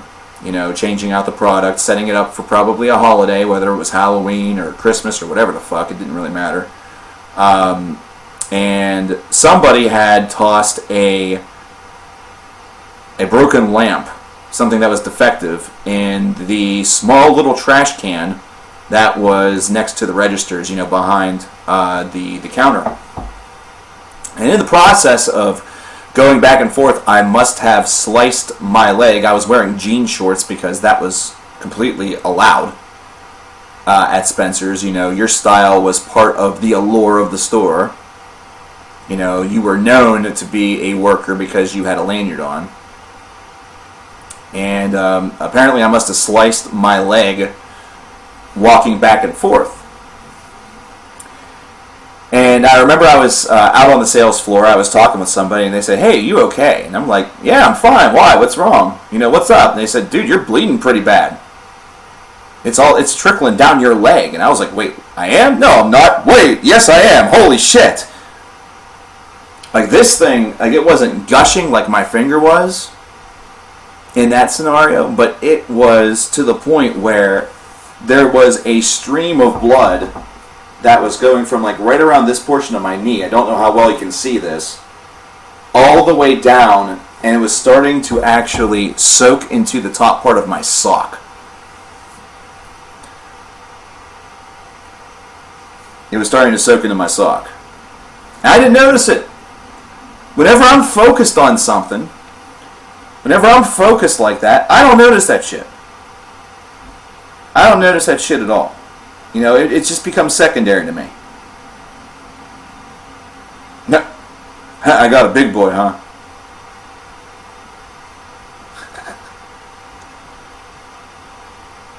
Mr. Gamma got jokes. $5 from our boy Gamma Angel. Wants to hear Escape the Amberscape by Perihelion Ship, which we will get to after we do these couple recordings. Alright, Evan, you have yourself a good one, dude. Thank you very much. We'll get that $5 added on shortly. Plumbing work. God. Your top tier attack. It's a me, a Mario. The worst thing I could listen to, the worst thing I could have done is probably take the 6 feet under challenge. I'm kidding. It's not the worst thing at all. Nowhere close. Diabarathon might be key. You know, mother of all Merzabo marathons would probably kill me as a human being. It may destroy my soul. Diabarathon's going to be close. I think the bad part about Diabarathon is the fact that every recording of Diabara that I've ever found, the audio on it is amped the fuck up. Like, it is loud, even if you have it on low volume. So it is, like, you know how some things, you know, some advertising, they say it's very in your face because there's a lot happening and it's very, you know, it's right there, it's talking to you, you know, it's very shoved in your face literally, but they use it metaphorically since it can't be directly in your face, you know. That's what that's like the audio version of in your face. You know what I'm saying? Screen froze, probably a good thing, all things considered. My side says it's fine. It says it's fine on my side. So if you're having some troubles, you may want to refresh. Alright. So 2 more videos at the minimum.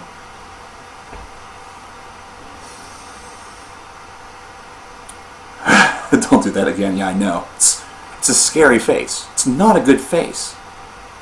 Yo, the fact that somebody loves this face, like multiple people love this face, which is kind of, oh my god. Like, I have to question the sanity of some people, really. I look at this face and I don't love this face. This face is fucking, man, like, Jesus. Like, did I sold my, I must have sold my good looks from whenever I was a young man for something I wanted, like fucking pizza or something, or, you know. It's not like I sold them for tickets to the opera. Maybe sometime in the past I sold my hair for like, I don't know, overkill tickets. I don't remember having that much trouble getting those tickets. Dude, opera country might actually be interesting. Like, can you just imagine opera falsetto or deep opera bass singing stuff about, you know, big trucks? Big trucks, short shorts. I want a country girl from here. That's why I'm not an opera singer. Now that I have destroyed your ears, you won't be able to hear this horrible, horrible video that I'm about to make. Let's do this. I'm trying to think of which one I want to do first out of the two. How about one that actually might get chat talking a little bit? Let's do that one first. Let's do it.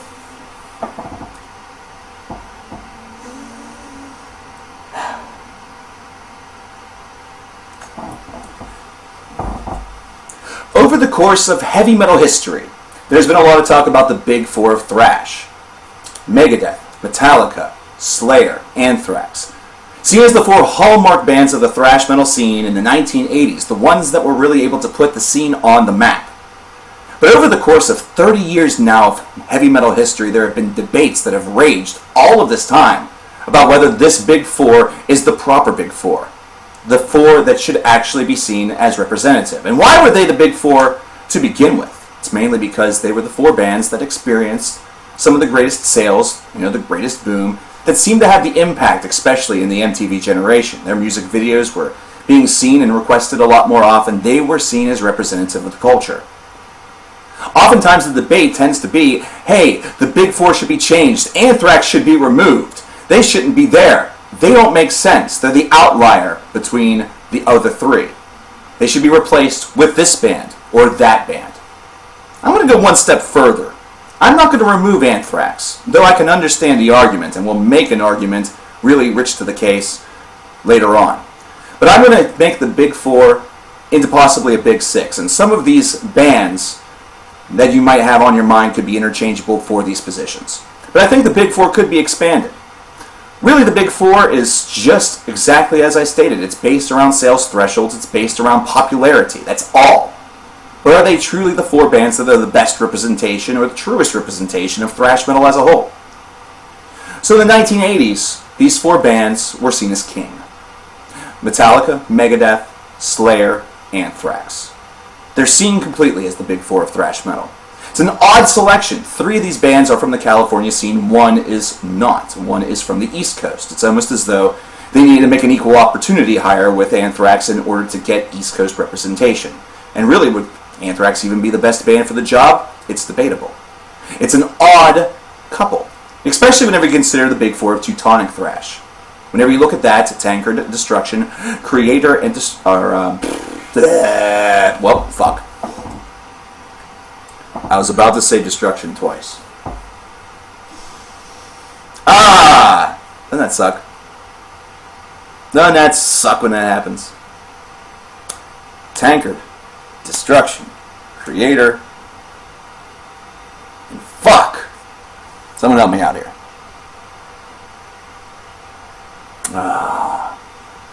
Tankard, Destruction, Creator. It's right there on the tip of my tongue, too. Fuck me. Can I just cut it? Nah.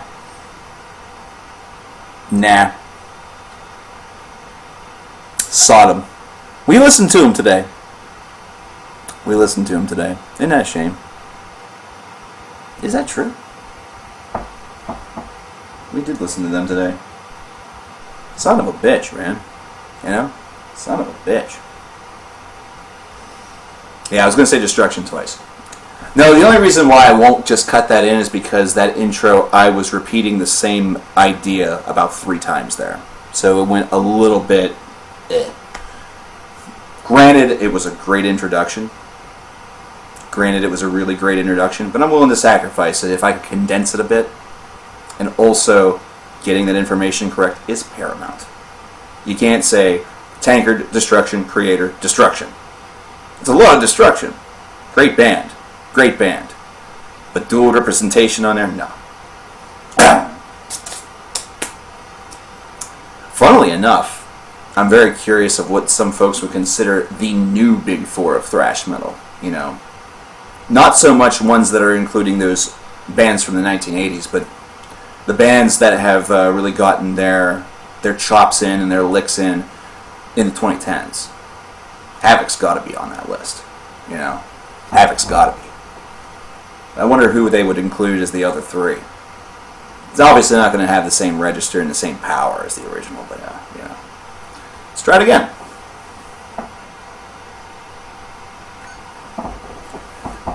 Throughout heavy metal history, there has been a huge debate about the Big Four of thrash metal. 4 of the bands that were responsible for heavy metal becoming king, especially in America during the 1980s. Metallica, Megadeth, Slayer, and Anthrax. A weird coupling, actually. One of these things, in many people's opinions, is not like the other, and that's Anthrax. Why were these bands, specifically, the Big Four of thrash metal in America? What was the selection process? What was that all about? Well, it's actually kind of simple and in many ways kind of boring. These are the 4 bands that really had the most sales. They were the bands that had the music videos that were circulating around in the MTV culture, the ones that were recognizable to just about any person who happened to be a heavy metal fan and a thrash metal fan especially. Now, most have said that they want to reformat the Big Four, that the Big Four is a bad representation of thrash metal, Anthrax should be removed, or this band should be removed, or that band, whatever. It's a 30-year debate that still rages on, but I'm going to actually go one step further with it. I'm going to tell you that the Big Four could actually be the Big Six, maybe even the Big Seven. We'll see where this debate takes us. So in the 1980s, whenever thrash metal was king, we did have this very select foursome that seemed to be the ones that were the paramount of the genre. The four bands that seemed to have the most opinion or fans, and those are the four bands that we just listed. Metallica, Megadeth, Slayer, Anthrax. It was like a mantra. However, the debate started just as soon as this four was labeled. It said that Anthrax shouldn't be a part of this, because Anthrax was almost like an equal opportunity hire. They were from the East Coast, the other three were all stationed in the West, in California to be exact. They were part of that scene, that Bay Area basher scene. And this does seem a little bit odd. It seems strange, especially whenever you consider the Teutonic thrash metal Big Four of Sodom, Creator, Tankard, and Destruction. This is one that's all centered within the same country. It makes sense. It's condensed, and it's all in one region. With this one, for the Big Four for American thrash metal, it's in two different regions. There's only one band that's representative of the East Coast. So how would we redesign this? Which bands would actually be a better fit for the Big Four? Well, who cares about that? Which bands should we include to make this a Big Six? And I think that these are the two most obvious selections. Although one, I would actually debate and would actually just say the hell with it and make it a Big Seven. The two bands I would select would be Testament and Exodus. Exodus is an easier sell for me, surprisingly enough, between the two. Despite the fact that their sales figures may not match up with those of the four classics that we have already discussed, this is a band that's extremely important to the formation of thrash metal, not to mention the formation of what heavy metal was to become within that decade. Exodus started in 1979, so they are one of the earliest thrash metal bands in existence. They actually predate Metallica in that regard. They were a bit different whenever they started off, but as they honed their sound, it became thrash metal oriented. It had that punk exterior, it had that speed, it had that guitar intensity. They're a great choice, despite the fact that their career has actually seen more of a resurgence in the 2000s and the 2010s. Perhaps that's the reason why this is a band that was never fully considered for that for that foursome. Right? Maybe that's the reason why. Despite the fact that they were red hot during the latter end of the 1980s, sometimes they even got lumped in with the second wave as opposed to the first, which is completely incorrect. This is a band that has early origins, in fact earlier than some of those Big Four bands. I believe they're an important addition to this, especially if we're making a modern list in 2019 or 2020, and we're trying to really reflect thrash metal for a bit of its history as well as the importance of its origins, considering Exodus does have that on lock. But the second choice would be Testament. Now, Testament, again, more so than Exodus, is fair to be assumed to be part of the second wave of thrash metal, considering they did come a couple of years removed from the origin of the other four. They were a little bit late to the party. However, Testament did have a lot of important and very creative albums that were thrash metal festivals, really throughout the first part of the latter part of the 1980s, moving into the first part of the 1990s. And really, they sort of followed some of the similar history that some of their counterparts also displayed within the Big Four. Now let's examine our history here for just a brief moment, a brief deviation if you will. What happened in the 1990s was that thrash and glam and metal in general was starting to become phased out and was being replaced by other genres such as grunge. Now many people say grunge killed metal. They're wrong. That's a whole separate argument. It's a whole separate video. It's already been made. Don't ask for it. But this is something that caused the record labels and sometimes even the bands themselves to want to change up their sound, try things a little bit different. After Rust in Peace for Megadeth, for example, we got Countdown to Extinction, which was a very different sounding album, although they wouldn't go full-on mainstream, quote-unquote, until albums such as Cryptic Writings and Risk later on in the decade, but you could tell a marketed change. Same thing with Metallica. Despite the fact that the Black Album was not as commercial as, say, Load or Reload, or as different as Load or Reload, It was definitely a different sound, a bit more condensed, a bit more straightforward than albums such as Injustice for All. Same thing could be said about Slayer, who took a deviational tour throughout the 1990s to examine punk and other aspects that they really didn't sell out so much as their material just started to get a little bit more repetitive and a little less memorable. And Anthrax, they had a bit of a difficulty as well.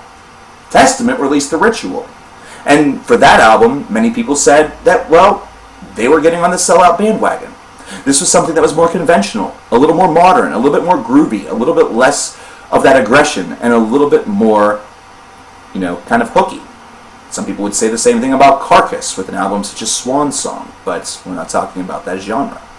This was something that happened a lot in the 1990s, especially during the early portion of the decade, whenever metal was seeing itself losing out to other genres within the rankings. And now that they are a part of a big label, they had some things that they had to satisfy, which is unfortunate. It's one of the things that causes labels to get a lot of the flack and a lot of the shit that they do. However, Testament, despite this, was able to come back later on in that decade and release two albums that felt like they had a lot of that same fury, a lot of that same dimensional fury, anger, and power.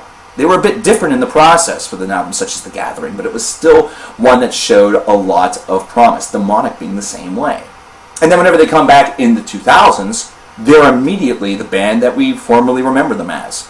And their contemporaries have returned with them.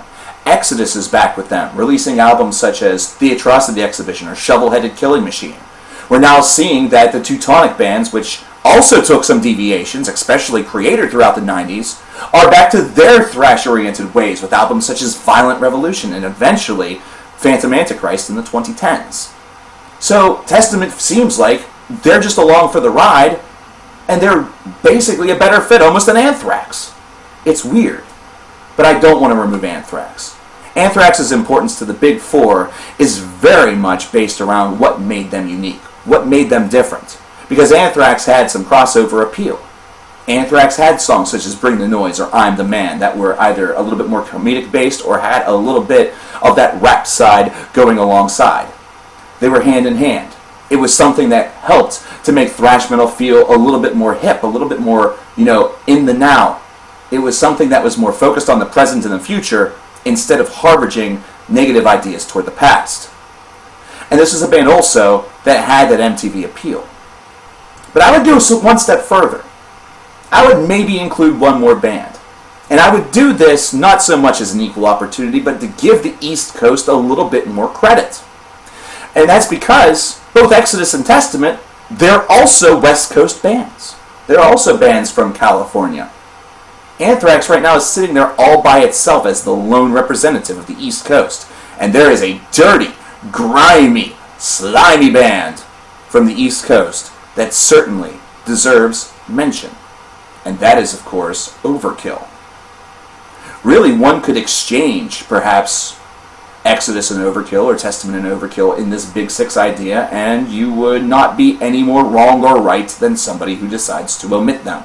It's the best part about this. This is a list that was generated by media or generated by fans, and just the same, this revision is being generated by a fan to present to other fans. But Overkill is a band that, if we wanted to turn this thing into a Big Seven, Ocean 7, why did I cite that movie? That movie was terrible. They would be a perfect fit.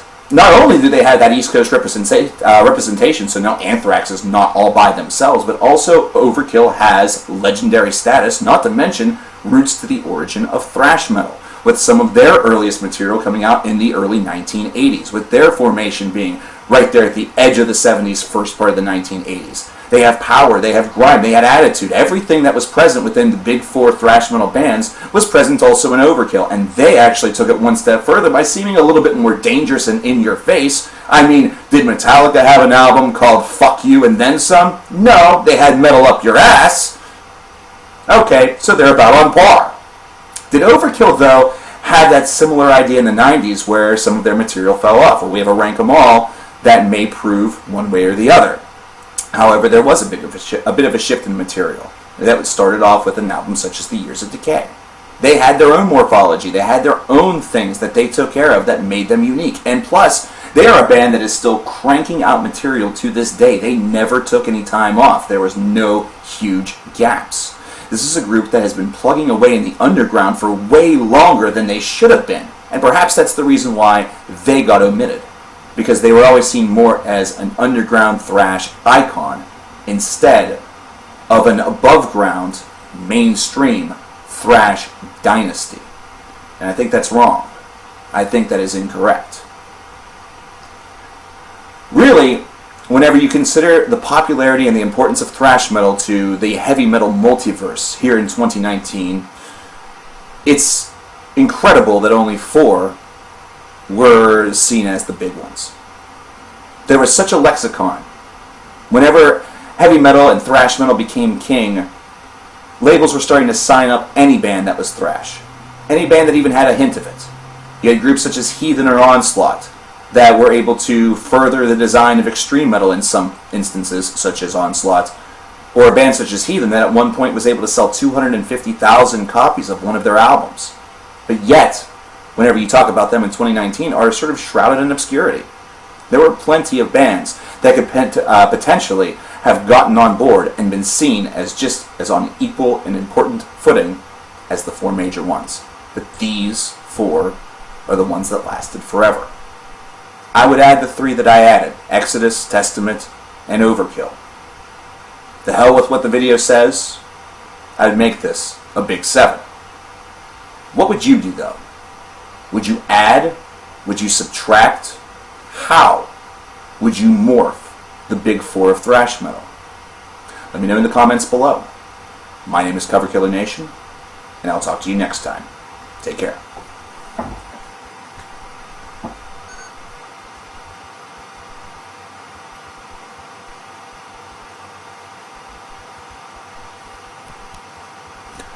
Sodom wasn't included on that because they're already a part of the Big 4. Part of the Big 4 Teutonic thrash. I'm sticking with just America. Thank you, Redhorn.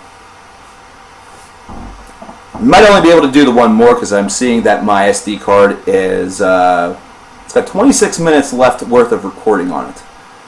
And I know that this next video probably won't cross the threshold of 10 minutes. I might be able to sneak one more in. We'll probably give it a try. But if I get this one taken care of, and then I flub a take on one of these 2, I'm not going to be able to get it all in. So we're going to try it. We're going to try it. Yeah, whenever we talk about the Big 4, like the Teutonic thrash always has that, sentence that follows it, the Big 4 of Teutonic thrash.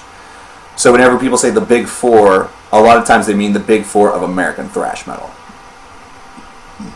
And of course, America, being as self-important as it is, always assigns it as though, it's the only Big 4, which they're wrong. You could even say that there's a Big 4 of American metalcore. Shadows Fall, As I Lay Dying, Killswitch Engage, and, throw in whatever 4th band you want to. Whatever 4th band you find important. There are a lot of scenes that are out there. Big 4 of Prague Snobbery, Opeth, Porcupine Tree, Hawken,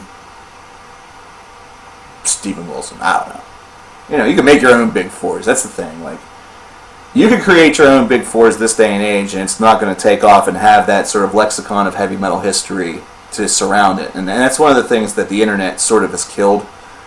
It's one reason why I think social media is one of the ultimate destroyers of culture, aside from its own culture, which is meme culture. Because you have to remember that some of these things were being discussed in publication, sure, so they had some expert view behind it or whatever. A lot of it was just marketing. But fan base made it a self-fulfilling prophecy, really, considering the fan bases were already out there in spades and already, showing that those were the 4 that they were behind the most. See you later, Mark. I don't know. I was kind of just throwing the names out there just for the frickin' hell of it. I'm not trying to sit here and design a brand new Big 4 for bands of these days, because, the thing about the Big 4 idea is that it had its utility. It had its utility. It's what made it special. That's what made it special. But if you assign big fours to everything, then it diminishes sort of the mystique. And something you do have to remember is that mystique can be diminished by overexposure. Why do you think I hate Marvel films? I hate Marvel films because they're contrived. They're basically just glorified special effects. And I understand that's sort of the point, you know. You're supposed to be watching visually a comic book, and comic books are not exactly handling real life things that can happen. You know, I can't walk down the street and get into a battle with my arch rival and all of a sudden start flying and shit, you know. It's not like my kneecaps are made of like solid platinum, and if I connect with the guy's jaw, he's going to somehow, you know, it's not going to cause his jaw to break. You know, I don't have the lasers coming out of my middle fingers. Which would be funny as hell.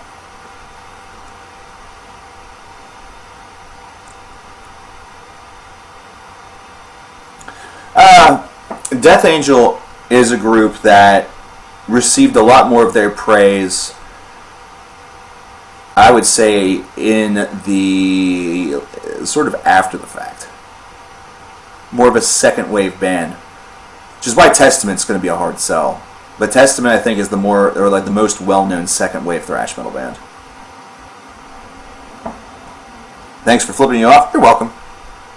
I try. Sometimes I like to do what the fans want. So anyway, we're going to try with two more. So if this take goes well, Sterling, one take. Then I'm going to give the fifth one a go. If not, then that's going to be that. And we'll get to listen to some tunes. We do have a couple of requests. I know Meatman has a couple. Gamma just dropped us $5, which I need to add on, which I will. And that's that. We'll wrap things up for the night and get into what we're going to do on Thursday. And then I get to have fun. I get to start editing this stuff. That last video, I won't have to edit for shit. That's the nice part about it. I like that video. I don't have to edit that for dick at all. I could. I'm not going to. That's a discussion video. That's that. You know, just slap some music underneath that fucker. Throw the old little end card on. We're done, boy. That one might be one of the first ones to come up and actually be put to press. Same with this one that we're about to do. So let's do it. This is going to be the tougher sell of the two.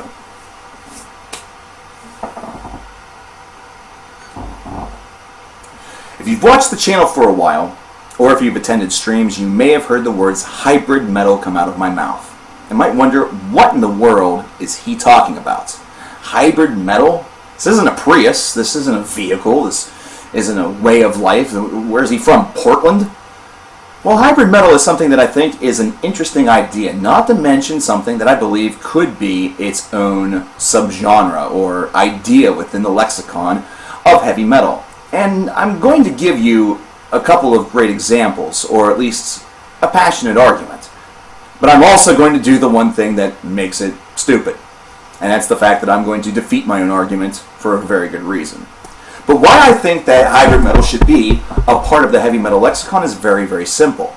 We live in a subgenre or sub-subgenre culture as it stands. Have you ever been discussing a brand new band that you discovered with one of your friends and they ask you, hey, that's great, what kind of music are they?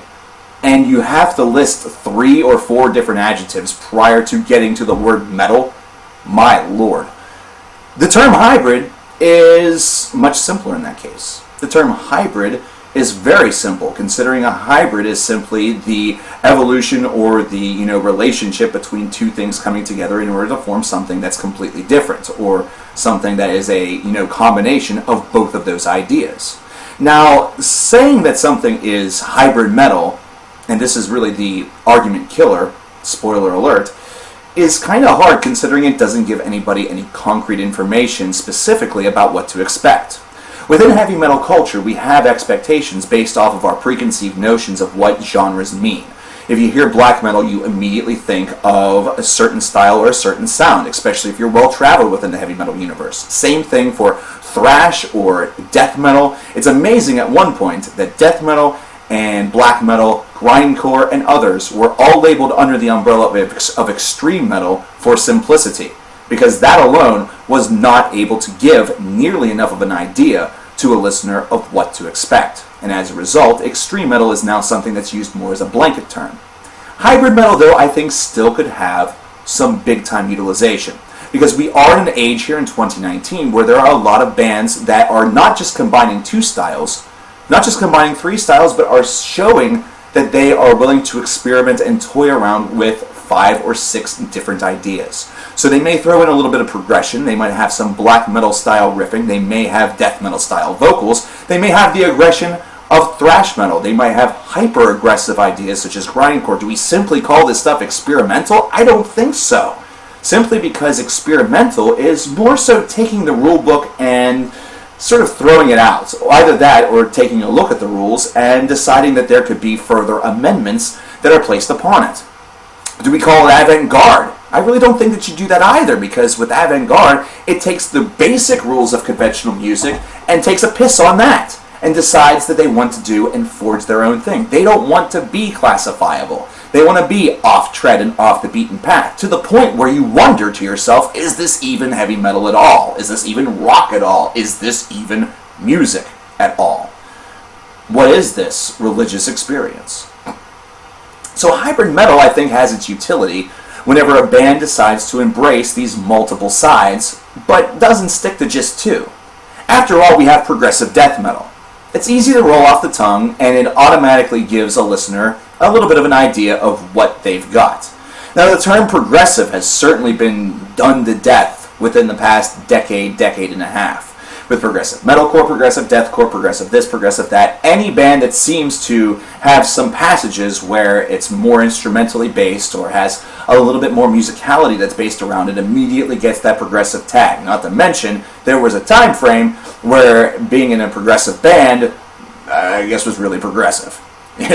It was something that everybody wanted. They wanted that to make it seem like that their band was different than just the deathcore scene that came out in the latter part of the 2000s, first part of the 2010s, or to break away from the traditional idea of metalcore that was coming out of the first part of the 2000s, which we just spoke about in a video a couple of days ago. This, though, is not necessarily great for the utility, considering whenever you listen to a lot of these things, those progressive elements are barely present, if at all. It's something that is such a small element of this sound that it shouldn't even bear the utterance of the word within its genre. But there are bands out there that generally feel like they're a bit uncharacteristicable. You know, you don't have the ability to concretely nail down exactly what they're all about. And that's where the term hybrid metal has such a beautiful utility. But again, utilizing it as a genre or a subgenre is a tough sell. It's one that would have to be best used to describe a band that has 4 or 5 different sides. Something where, with each passing track, you could be wandering into a brand new wasteland, unsure of your footing, and unsure of where this song and this band is going to take you on this journey. So it isn't something that would be utilized for, say, a blackened thrashcore band, although that is 3 right there. And it's not something that you would utilize for a progressive thrash band, as 2 examples. This is something that I feel would be restrictive for those who truly push the envelope. Would you use that term for blood incantation? Maybe you would. They're a death metal band that certainly has been harboring on a couple of excess utilities in order to really make something that feels like it's genre bending. Some people call it space death metal. It's a weird thing to say, but hey, it might have a good point. But are they a hybrid style band that are combining and taking in different ideas in order to craft something new that involves both of those things? This is where we are with heavy metal, ladies and gentlemen. The main genres are now pre-established. Now it's simply crossbreeding, cross-morphing, and hybridizing these genres to their maximum utility. That really is the way in which we are exploring new areas and arenas of sound. Take the idea of djent, something that's brand new and fresh, and by that I mean it's about 10 years old. It's just as old as Black Gaze, practically, although Black Gaze may be a tad younger. You're not going to necessarily hear progressive gent all of that often, though it has happened. You're not going to hear progressive Black Gaze all of that often. Black Gaze itself is already combining two elements. Gent is just a sound. So if you said progressive Black Gaze, for example, that's three things right there. Might as well call it hybrid. Hybrid Black Gaze, maybe. Maybe that's what needs to be done. Maybe instead of hybrid metal being its own genre, maybe it's part of a subgenre. Maybe instead it's thrash hybrid. We've heard that term utilized a lot of times before. In the old magazines, whenever they were trying to promote brand new albums that had a little bit of a different sound, they say that it was a thrash/progressive metal hybrid. Maybe we need to take away some of that excessive language. Maybe this is something that purely needs to remain just in that position within the lexicon as descriptor rather than main base. But I think it does have true utility. I think it does have true importance, especially considering it becomes increasingly harder to try to describe all of the different sounds that a band is able to utilize within its sound. Something to think about. What are your thoughts about the idea of hybrid metal? Is it something that sounds pretty awesome, or does it just seem like we're cheapening things to make it sound like it's a Prius? Let me know in the comments below. My name is coverkillernation, and I'll talk to you guys next time.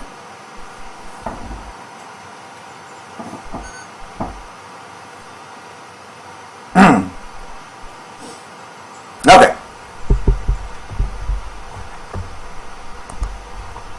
We're going to give one more try. We're going to go. We're going to go with one more, like I said. Some of these longer ones, Rush is 19. And so does Overkill. God damn. Oh, those are going to be huge. Behemoth is 11. In Flames is 13. And while that would be a nice one to do right now, whenever I take a look at the amount of time I have left, I don't want to cut it too close. So instead we're going to go with one that has 9. Which might even be pushing it by itself. But I think that I can condense this into about 10 to 11 minutes, which would still leave 7, which means that one mistake or one flub take could be allowed.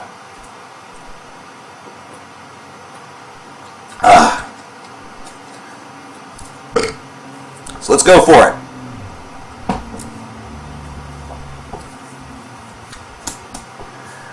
One more time. Hope you guys have been enjoying this. Hope you guys have been enjoying the live recording stream. I've enjoyed doing this, actually. It's a lot more fun, I guess, to talk about some of this stuff with you guys, even if it's not the most interesting watch. I understand that, but I figured it'd be something cool. It's a little bit behind the scenes. A little bit of tearing the curtain back. I always like doing that from time to time. I like tearing the curtain back. So I hope you guys have been enjoying yourself. So let's do one more. Play a couple tunes, and then we'll put this baby to bed. I think I'm going to hold off on starting Meat Monathon until Thursday. That way we can do things a little bit more as it should. But we are going to play this Parkway Drive songs, Meat Mon. We're going to do that. Faux show.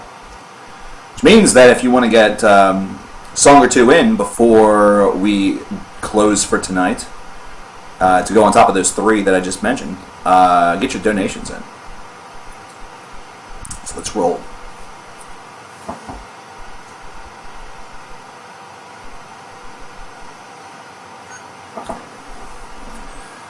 Machine Head. We return to this band that has, over the course of the past 2 years now, really given us a lot to talk about. They've been a group that has been perplexing in many ways, but in other avenues have been absolutely glorious. They have given us the highs of highs, and they've also delivered some of the lowest of lows. Their albums, which number 9 full lengths, have been an interesting mix, almost a curious witch's brew of strong and powerful metal and curious trend hopping in the eyes of some. This band has seen so many different sides, but its foremost member, Rob Flynn, has been around for them all. The keynote aspect of what Machine Head has been able to give us. So let's look at these albums from 9 to 1, and let's give them the treatment that they deserve Let's rank them all. Machine Head. Number 9 is the obvious one in this case, which is Catharsis. Catharsis was released in 2018. It's the most recent album that we have from these guys until the next one eventually drops, and we know it will. And this was one that caught everybody by surprise and infuriated many. Of course, one could say that the way in which culture has changed and the world has changed is part of the reason why this album was received so poorly. Though both musically it was a conundrum, considering so many of the powerful, and actual good-sounding songs were then offset with ones that felt that they were completely hokey or just trying to, look at what was happening in 2018 or around it and try to replicate it. Rob Flynn actually does his best, heavy metal rap on this, and it's extremely strange. And then there's tracks such as Bastards. Songs that were supposed to be real powerful anthems, but instead sounded like a man of 50 that was coming off like a 16-year-old child that was throwing a temper tantrum, wearing the backwards hat like Hillary Clinton. "Sup, young people? How are you?" This album completely and totally bombed. Not to mention, really started to expose and unravel somebody that is not been able to recover as of since, if their most recent song outputs are any indication. Number 8 is Supercharger, and we now go back to a time where Machine Head initially strayed from the course. After a couple of successful albums, ones that seemed to really be rooted within the groove metal sound and was showing Machine Head to be truly something special, the band decided to take a hard right turn and create something that had a little bit more in line with nu metal than anything else. One could say that was a bit of an experiment. One could say it was not meant to be what the band was going to be. However, that's not what this album sounds like. It instead sounds a little bit more deliberate, like this was a calculated move, something that they were aiming to do, mostly because it was. And these were songs that, while some of them were decent, most fell flat, and it has become an album that has largely been forgotten over the years. Number 7 is The Burning Red. This one's above Supercharger because some of its songs do have a bit more memory. I can remember, for example, in college 15 years ago listening to this album and thinking, some of these are okay, they're not bad, but what happened to some of the stuff that we were hearing with their first 2 albums? What happened to this band? What has gone on to cause this sort of changeover? It was the first time where this band really experienced that backlash from the fan base. It was the first time where the fans felt a bit deceived by what they were hearing. Machine Head seemed to have such a core value or a core sound whenever they first came out, and all of a sudden these albums were turning that on its head, and it seemed like they were trying to follow the trend of nu metal, which was extremely big during this and Supercharger's release periods. Either way, it's a disc that's not as bad as Supercharger, but definitely has some of the same conundrums that album possesses. Number 6 is Bloodstone and Diamonds. Now, Machine Head, as I said, has had the highest of highs. They've had periods where they have sounded amazing, and it seemed like they could do no wrong. Every album that they released, there was a good chance that it was destined to be talked about as one of the best of the year. Bloodstone and Diamonds was one of those albums. However, you were already starting to see some of the cracks and fissures of this era coming to a close. By comparison to some of the other albums that we were able to get during this late 2000s, early 2010s era, this was definitely the one that felt the weakest. It didn't have the same real energy behind it, and it seemed like the whole entire band was just getting a bit tired. Some of the ideas felt like they were a bit recycled, but at the same time, the music still sounded good. And as an overall presentation, it wasn't too bad. But it's one that, as you return to it in memory, does not have the same hype, not to mention the same energy behind some of the others that were delivered around the same era. Number 5 is Through the Ashes of Empires. This is a forgotten gem of an album that came out after The Burning Red and Supercharger, one that was barely promoted and barely seen. This was actually an album that I didn't even listen to for the first time until well after The Blackening was even released. I didn't know that it existed. It's crazy. But this is a disc that showed that the band wanted to turn the corner a little bit. They didn't want to be as associated with what they had done for the past 2 albums. It's also part of the reason why they are sometimes labeled as trend hoppers, considering once they saw that one experiment was failing, they decided to go back to what was working. This sowed the seeds for what we would get on future albums, such as The Blackening, and definitely showed that this band had that capability within. So it was showing a bit of a modernization. it was showing a little bit of growth. That maturity was slowly but surely starting to come back and show itself.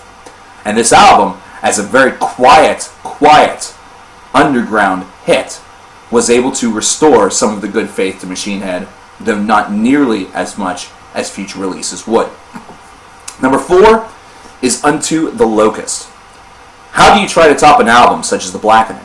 You probably know where that album's placement is going to be on this list. You probably knew from the moment that you turned on this video.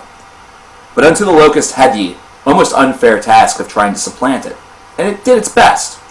It had a great sound to it. Its aesthetic was almost similar to this, but it was just not as surprising considering we already had The Blackening. How are you going to build off of this? Some outlets had called The Blackening the album of the 2000s, album of the decade. It's crazy. This, however, was an album that did its best. It held its own, and it continued the legend. At this point, Machine Head was at the highest of its highs. And Unto the Locust was only able to deliver for the fans yet another thing to celebrate. Number 3, The More Things Change. This is their landmark second album. Didn't exactly have the same response as the first. The strength of the material was a little weaker, but still showed Machine Head as a thrusting machine that had a fantastic future. It still showed that this band was firmly rooted within great groove and aggressive melody, and that they had the ability to songwrite with the best of them. Machine Head almost looked like a band that could take metal out of the trenches, out of the underground in the 1990s, as it was slowly but surely seeming to fade away, at least in the eyes of everybody, and bring it back to the light. It seemed like this would be the style that would do so, but of course that was wrong. Nu metal was the style that ended up bringing metal back to the surface, as many people don't want to admit. But The More Things Change was able to shine a beacon for the remainder of heavy metal, and it's just unfortunate that the band didn't take advantage of their own beacon. Number 2 is Burn My Eyes, the absolutely destructive debut of Machine Head, one that showed that this band had exceptional songwriting capability, not to mention the impassioned lyricism, not to mention the impassioned singing of Rob Flynn really was producing a spark, almost like adrenaline, to the heavy metal vein. It was an absolutely amazing album, one that was able to thrust this band into the mainstream and immediately get them some recognition. Recognition that would fade away over time, however, to have this immediate utility was something fantastic. This band, with Burn My Eyes, produced some of its classic trademarks, some of the hallmarks that to this day still hold up, such as Davidin.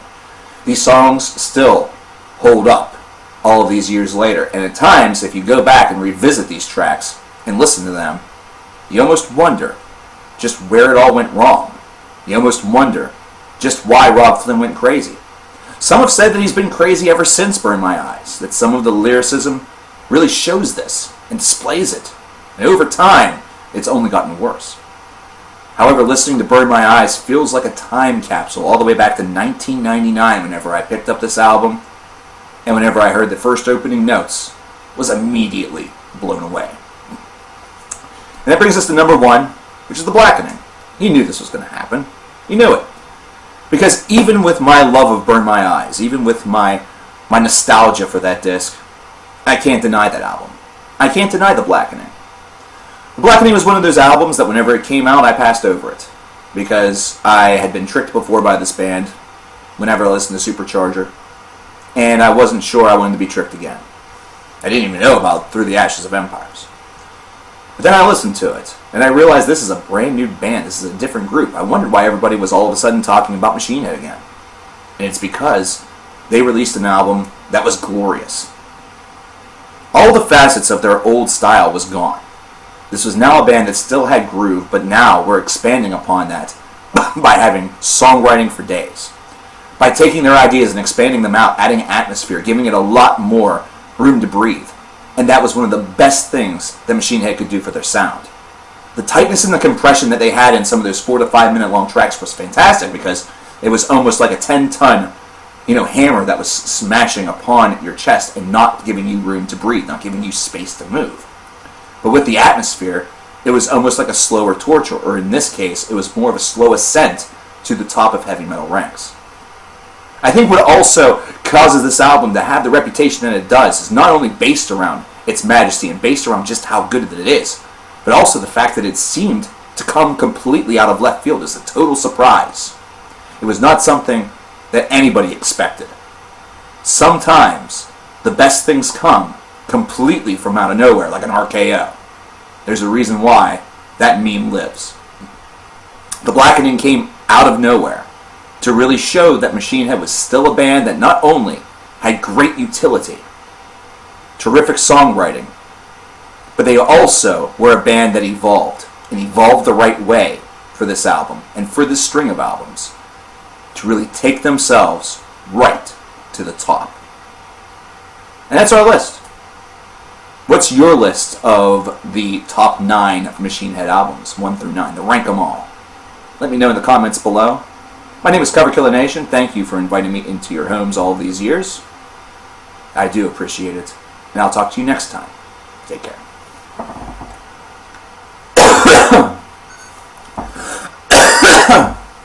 I'm not a huge fan of those coughs, but I'll live.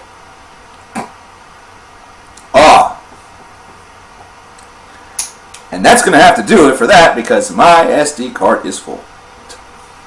6 minutes left. That's all the more I have left on there. So, that was good. 5 videos. That is the most I've recorded in one day in probably 4 months. No, longer than that. Oh, excuse me.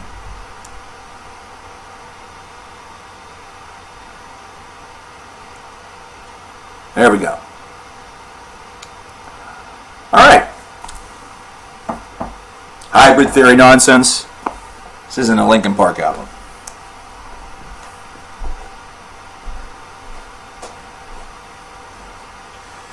Let's get back to our typical location. Let's return back home. And let's finish things up for today. Shall we? Let's go. Do do do do do do.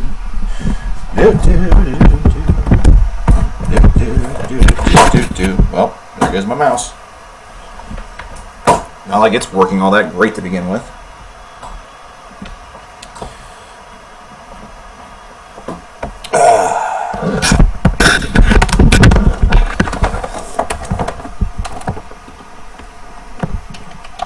All I'd say about some videos is if you don't like them, don't watch them.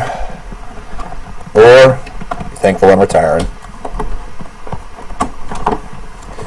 Won't have to worry about it anymore. Just believe me, I'm excited about that. Legitimately. Despite the fact that that was a great session. Actually, it's one of the best sessions I've had all year. That is also not typical. That is not typical in the slightest. There's typically a lot more struggle to recording. Maybe I should record in front of you guys more often. Either that, or I should just take 2-month breaks between video streams. Huh. Oh, wait. Whee! Had to get yourself chicken. To a flip chair. I saw W2 there. I was like, oh no, I'm not going to get my W2 until... Oh wait, I'm not going to get W2. Oh wait, yeah, I am. Duh. I'm not going to get those till January. Actually, not till early February. It's funny, I work for a tax office. You would think they would be on the ball with issuing W2s because they're a fucking tax office. Nah, they're pretty late. Hey, Meat Mun, welcome back. We just finished up the live recording segment of our stream. We are now going to get into a couple of we're going to get into the songs that have been requested. So I will ask for the hall, is Gamma still there?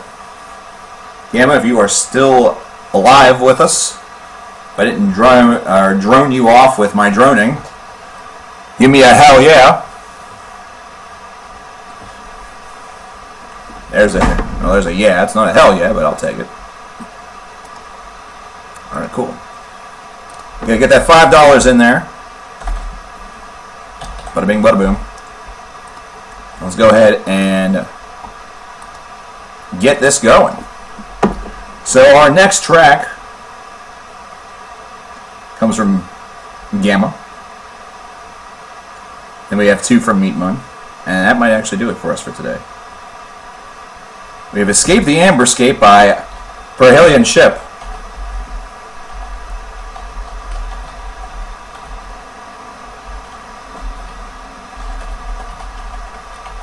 I'm actually surprised that we don't have an echo because of, you know, moving the stuff. I figured that would be what would cause it. Here we go.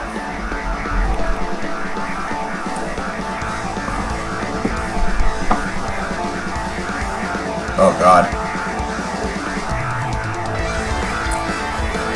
Remember how I told you the best way to lose weight is to move stuff for 3 weeks and not eat until 7 p.m.? I just realized I haven't eaten today yet. I guess why mess with tradition?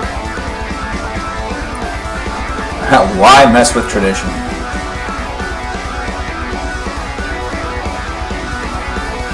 Super chat what to me? Oh God.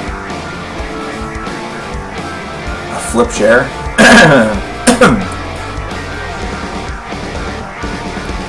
The only thing bad about that is I don't think you guys would be able to see it. You wouldn't be able to see the actual flip chair. Either that or the quality of it would probably suck.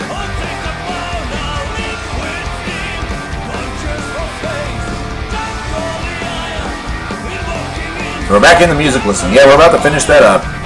So I hope you guys enjoyed the live recording stream. I hope you did. Sincerely. You know, if you didn't, then I apologize. And it was a bad idea. You know, it was a bad idea. It was a bad incentive.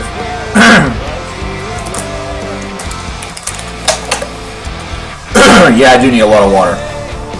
Actually, one of the big reasons why I have 3 on my desk right now is I've been refilling these bottles as opposed to going out and buying another, you know, case or whatever.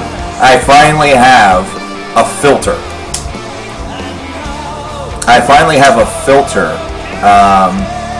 That is actually not a filter that's right on the sink, like right on the actual sink.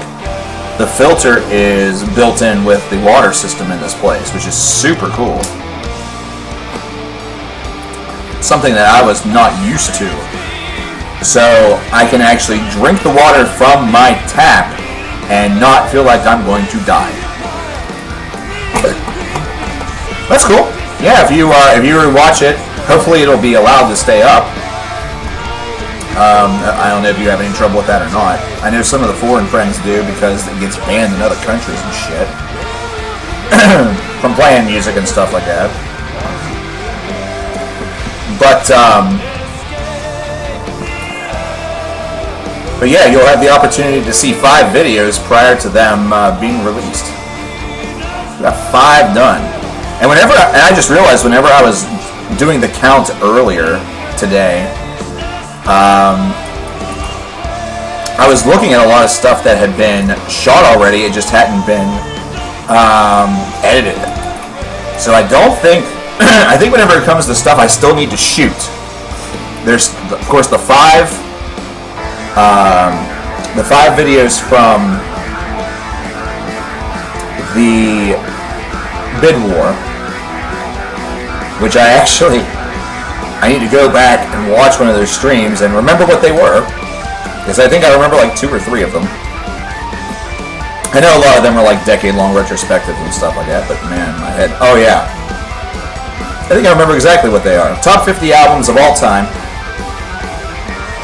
The top 15 best albums of the decade, or no, is the album of the year list. And then the next one was going to be like the 25 best of the decade, 10 worst of the decade, and then 10 biggest heavy metal idiots. Correct me if I'm wrong. Correct me if I'm wrong about that.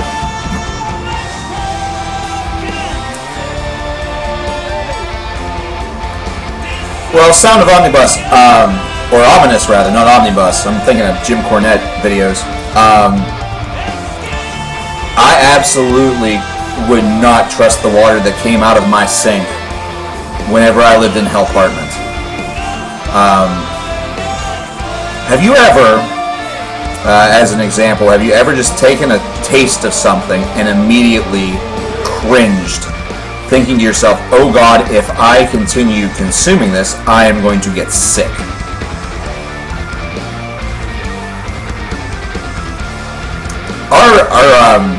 Our natural water that we get in this town is poorly filtered to begin with. It is not well filtered. And that was something that was not true 20 years ago. Like, we've destroyed water in this country, for sure. For sure. But that place in particular, because of its old piping, its old piping that, by the way, whenever they started to actually update the piping, found that the pipes were so badly rusted, they were actually rusted through. They were giant holes in some of the piping.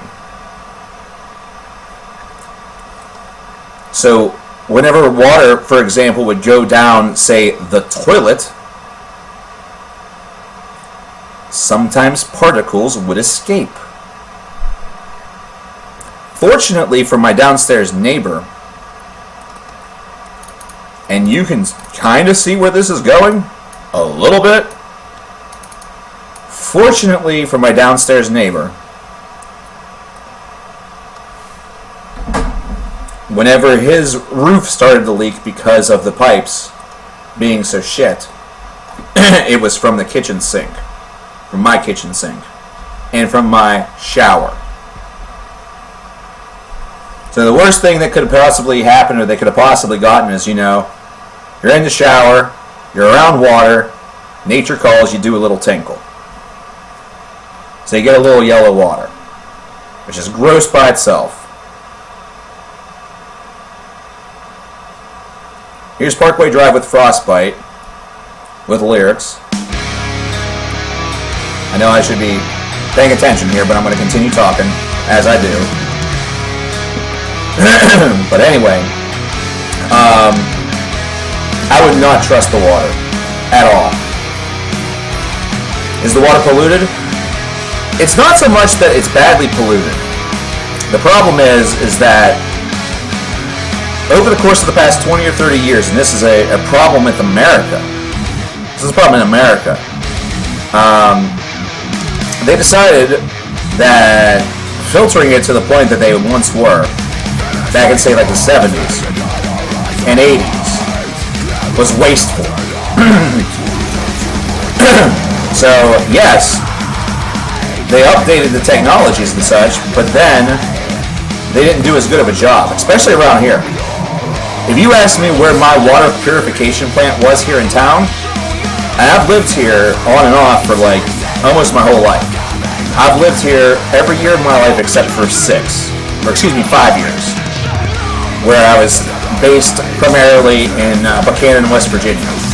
And I knew where that water treatment plant was. It was right outside of town. But if you asked me to tell you where the water treatment plant was here, I couldn't tell you. I could not tell you. At all.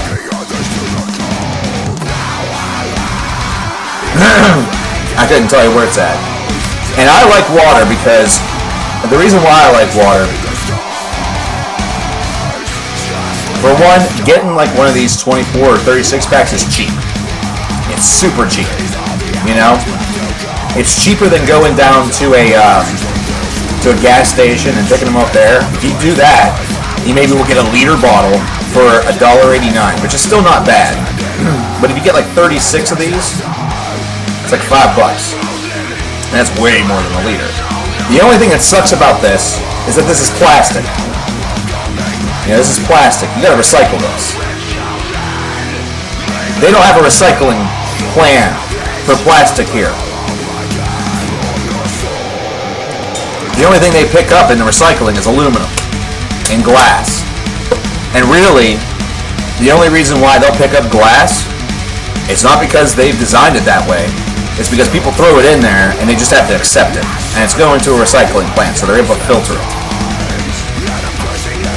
But this is not progressive enough of an area, by far, to handle plastic and paper and, aluminum/glass with the same level of honor and distinction. As I remember whenever I was out in Los Angeles, and this has been almost 20 years, but I remember this like it was yesterday, of just how detailed that the recycling was out there.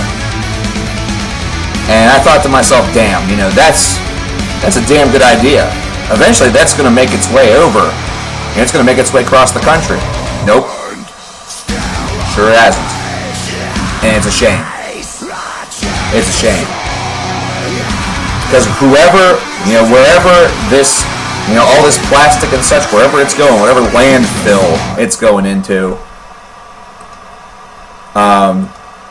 yeah, that's got to be one ugly looking handful, blah. Horizons by Parkway Drive to follow it up. This may be our last track of the day. Let's go.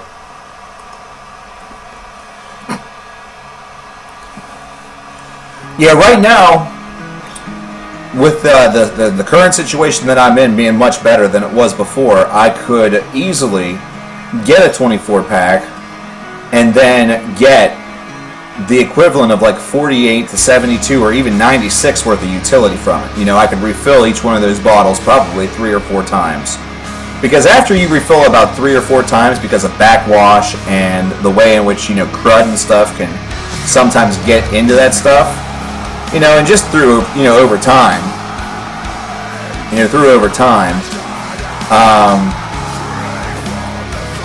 then you want to throw it away.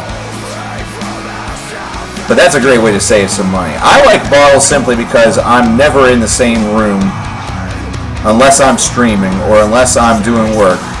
I pretty much, I say that I pretty much live in this room, but that's not true. I have a house now. I'm everywhere. I just like the bottle for convenience, and I like the fact that it has the top, because I know that sometimes I can be a bit clumsy. And I think it's because of a friend of mine that I had. He's still my friend, but he would come over to my parents' place whenever we were younger. And you knew that he was over because he would always spill a soda on the floor, or he would always spill a drink on the floor. It didn't matter if it was in a glass. It didn't matter if it was in a can. And hell, if it was in a bottle, he'd still find a way. Either that or it would be he just had bad luck. So it would explode.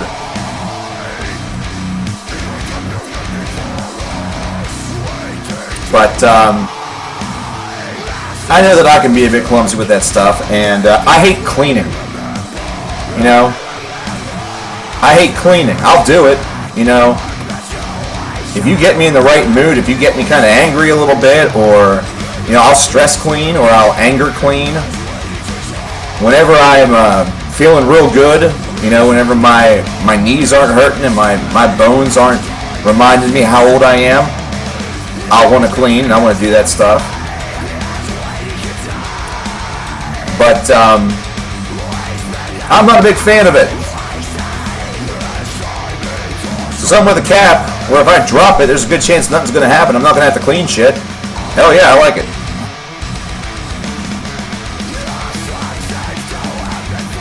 Anyway. Oh, Mars Volta, I think, is on my last FM. I think they're number 53. I think they're number 53. 314 scrobbles, I think. Which is, again, not very accurate considering there's been 6 years that were not on there. I like both of these songs. I really do. Again, great lyricism.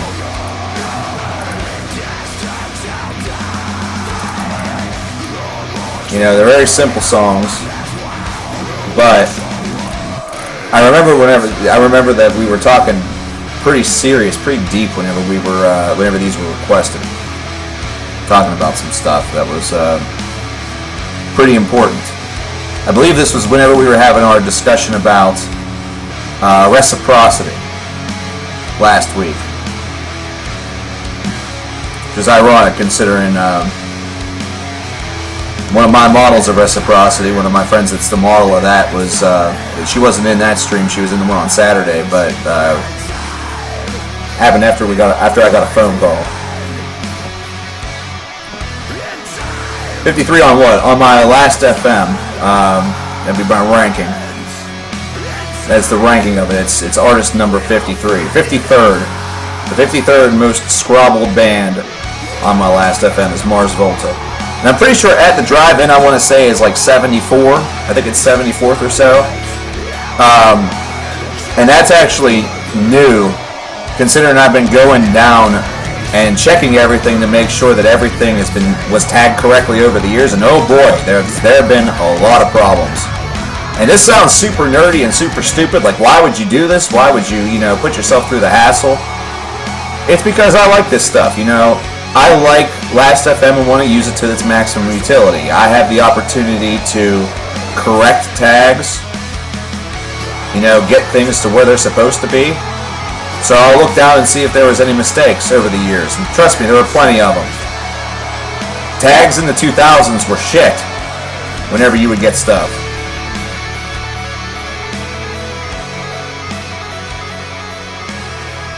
But anyway,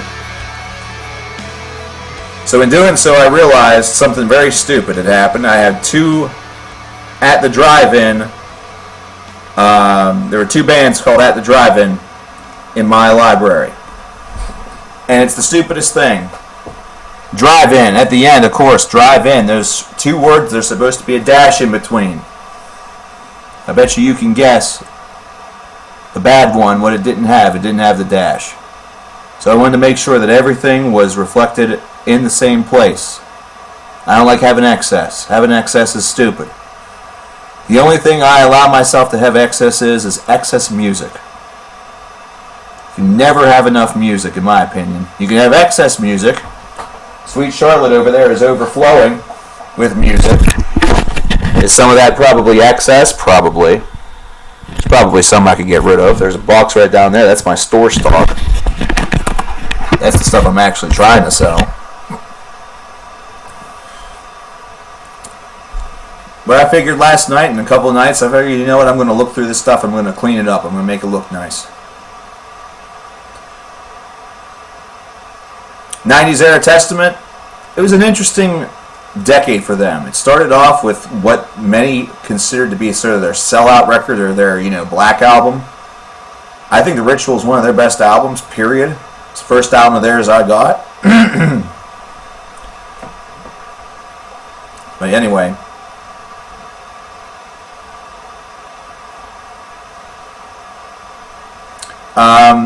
the albums that followed, they've gained more reputation as time's gone on.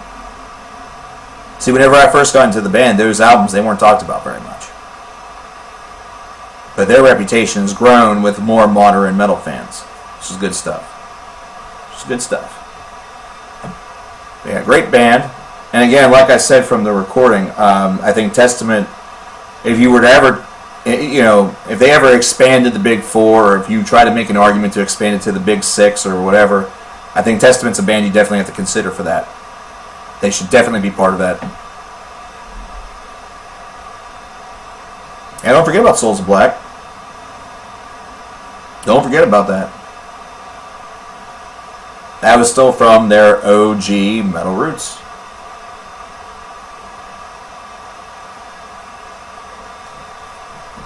But anyway.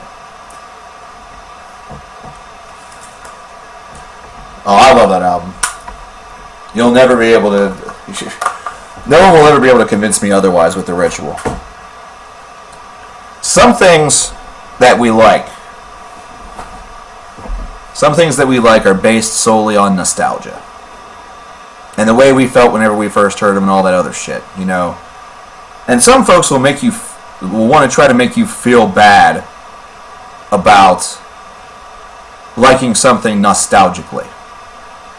You're just seeing that through nostalgia glasses. Well, here's the thing. And I'll explain this really, really quickly. Really quickly. There is a difference between liking something nostalgically and reviewing or being critical of something nostalgically. You can like whatever you want. You know, there are tons of people right now who are 60 through 80 years old that are watching. There are whole networks that are based around playing television shows and movies from that generation and that era. Old westerns, you know, old sitcoms. You know, maybe they'll have a Columbo marathon, whatever it might be. There's nothing wrong with that being what you like. You know, you can like exclusively stuff from a certain era because you remember it. Those were the things that defined a certain time for you. That's just what you like. You know, maybe you've tried some of the new stuff, you don't really care for it. Either that or you don't really want to look. Some folks say, well, that's your problem. You're shortchanging yourself. Maybe somebody just doesn't want to take the time. Maybe someone doesn't want to take the time. Either that or they've tried and I don't watch a lot of TV, you know, to utilize this example. I don't watch a lot of TV, so if you ask me about modern sitcoms or modern shows, I'm not going to be able to tell you much. I'm going to be able to, you know, maybe parrot some of the things that I've heard, and that's about it. You know, even on Netflix, I have Netflix, Hulu, and Amazon Plus. I use Netflix primarily for stand-up comedy. Hulu, right now, I'm doing a MASH marathon. In the moments that I actually have, and Amazon I use for the comedy that I can't get on fucking Netflix, which is a lot of George Carlin and Lewis Black stuff. See you later, Maru. So again, there's nothing wrong with liking something that you're nostalgic toward. You know, maybe it makes you think about a certain time in your life and it makes you smile. Either that or you just like the shows, you just like the characters. It's just something that you enjoy. I can tell you in 40 years' time, whenever I'm 75 years old, I will still have my DVD copies of seasons 1 through 8 of House. Unless my house burns down, which I hope doesn't happen. I'm knocking on this wood right now, because I'm not tempting fate.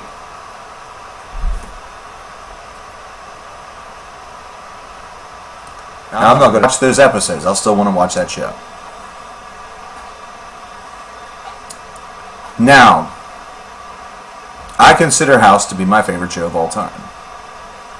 There is a big difference between that being my favorite show of all time and declaring it as the best show of all time. Is House the best show of all time? Probably not. What is? I couldn't tell you. Some might say MASH, in fact. It's a good show. Not sure if I'd go that far. You know, some will say Friends. They're completely wrong, but some will say it. Maybe someone will say ER. Maybe somebody will say Columbo. Maybe they'll say Doctor Who. It doesn't matter. It doesn't really matter. Who cares? You know, it's just like me telling you what my... You know, I'm not saying whenever I do the top 50 of all time, I'm not saying these are the best 50 albums of all time. And it says right there, you know, it said right there in the video title before, it said CKN's top 25 albums of all time. And in this one it'll say the same thing, CKN's top 50 albums of all time. You know, that's it. That's what it is. You know, I'm not going to sit here and try to make a best of all time list for heavy metal albums, for example, because guess what you got to do in that case?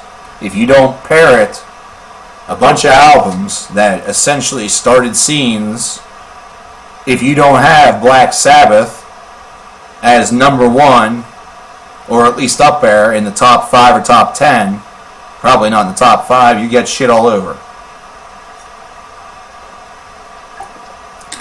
Because a lot of times, best of all time is based solely on history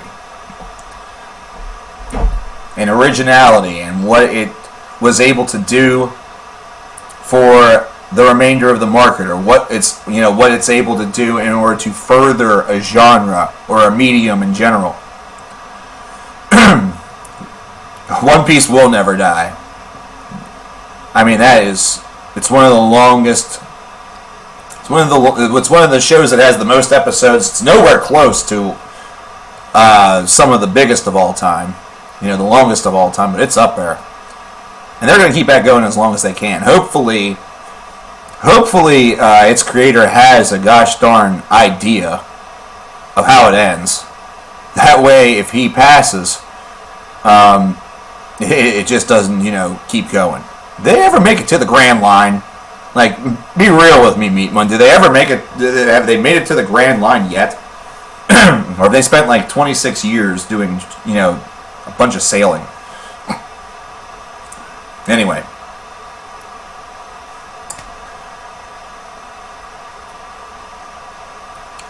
Liking something nostalgically, there's nothing wrong with it. And the thing is that if you subjectively like a lot of stuff in one way, if most of your most of your choices are from a certain era or based around your likes, then just establish it as your favorites. Don't try to pass it off as the favorites or the best. You know what I mean? They're in the second half now. Okay, good. They entered the Grand Line like 800 episodes ago. Okay. So they got their... Oh, yeah, they entered into the Grand Line. That's right. But they have... it's going to take another 800 episodes for them to find the treasure. Anyway.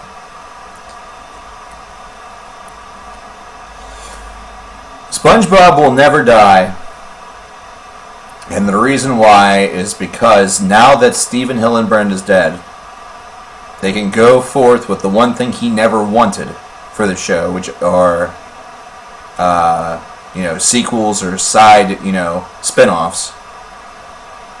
And so long as there's an audience, they'll milk that tit forever.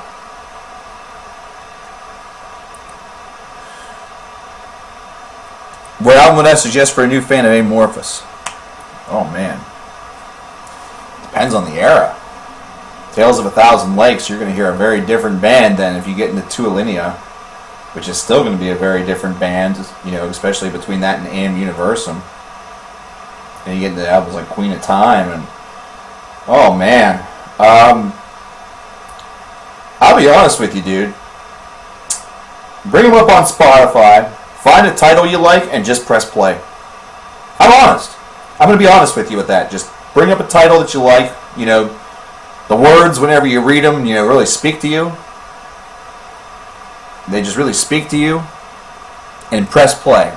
Because Amorphous, I think, has the title of one of the most consistent bands in heavy metal. And that's throughout their career. They're one of the most consistent bands. Are they ever going to win Album of the Year? No, they're not. But are they always going to probably be on a top 50 list? You bet your ass. They are one of the most, if not the most, consistent band in heavy metal. Period.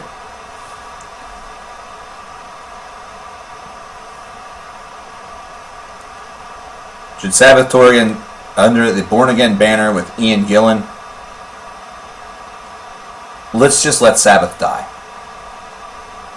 I'm honest. No. Oh, you're going old school, Anthony. Very good. Cool. Family Guy should have died after he got canceled for the first time. And Futurama as well. Both of them. I agree. Or if they got brought back, they should have been brought back for 1 or 2 seasons, and that was it. These shows that their second runs are much larger and longer than their first, it kills it. It really kills it. It really kills it.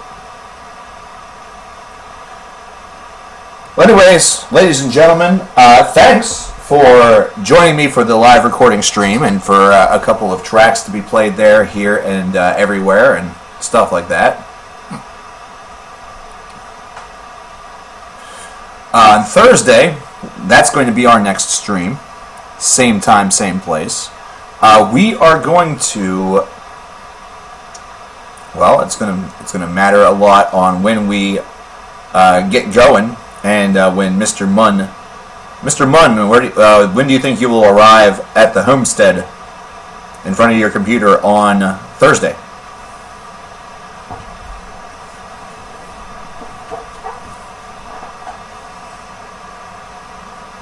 Just give me a quick little update there. Because I think we're going to start Meet Monathon on Thursday. And I just call it that, it's kind of colloquially because I have a lot of requests from him to get through. Full albums. Because that's what Meet Mun is all about. It's all about full album donations, which is amazing. It's so cool.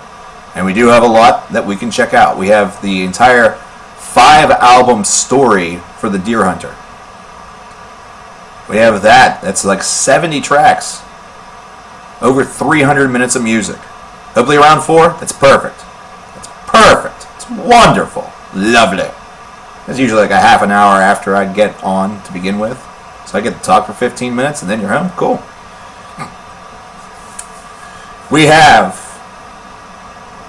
the entire An Abstract Illusion discography, which is an EP and Illuminate the Path. They're full length. And we also have Black Clouds and Silver Linings by Dream Theater. Now, the real Meet Monathon is going to be mostly the Deer Hunter stuff. And probably An Abstract Illusion, because that is from the past that we need to get, we have to do that. It's been a while. It's been a while. It's one of the originals from his first crop. And I can almost guarantee, I'm just glad he didn't add on to it today. But I bet you on Thursday, I will eat my words. I will probably eat my words like a cheese sandwich. Or a pizza. I'm going to probably eat my words like a pizza because I think that's about what I'm about to go and eat. There's a DiGiorno pizza that is in my freezer that sure sounds delicious right now. Really, right now, anything sounds delicious. I could go outside and eat some snow if there's enough snow on the ground to do that, and that would probably be pretty good. That'd probably be pretty tasty. We have done a Neo stream. We have done a Neo stream and a Vector stream. We've done both. You did donate for St. Anger. Or wait. I forget if you did St. Anger. No, I think you did Lulu. I think you did Lulu. Maybe you did do St. Anger as well. I forget. I forget too. We're all hungry, so I'm going to shut up. Thanks for coming out, everybody. I appreciate it. I hope that you had a good time. I hope that I'll see you on Thursday, where we will start off Meet Monathon. All of your donations, you will be allowed to come in as well. Of course, as always. Thanks again. I'll talk to you guys then. Bye.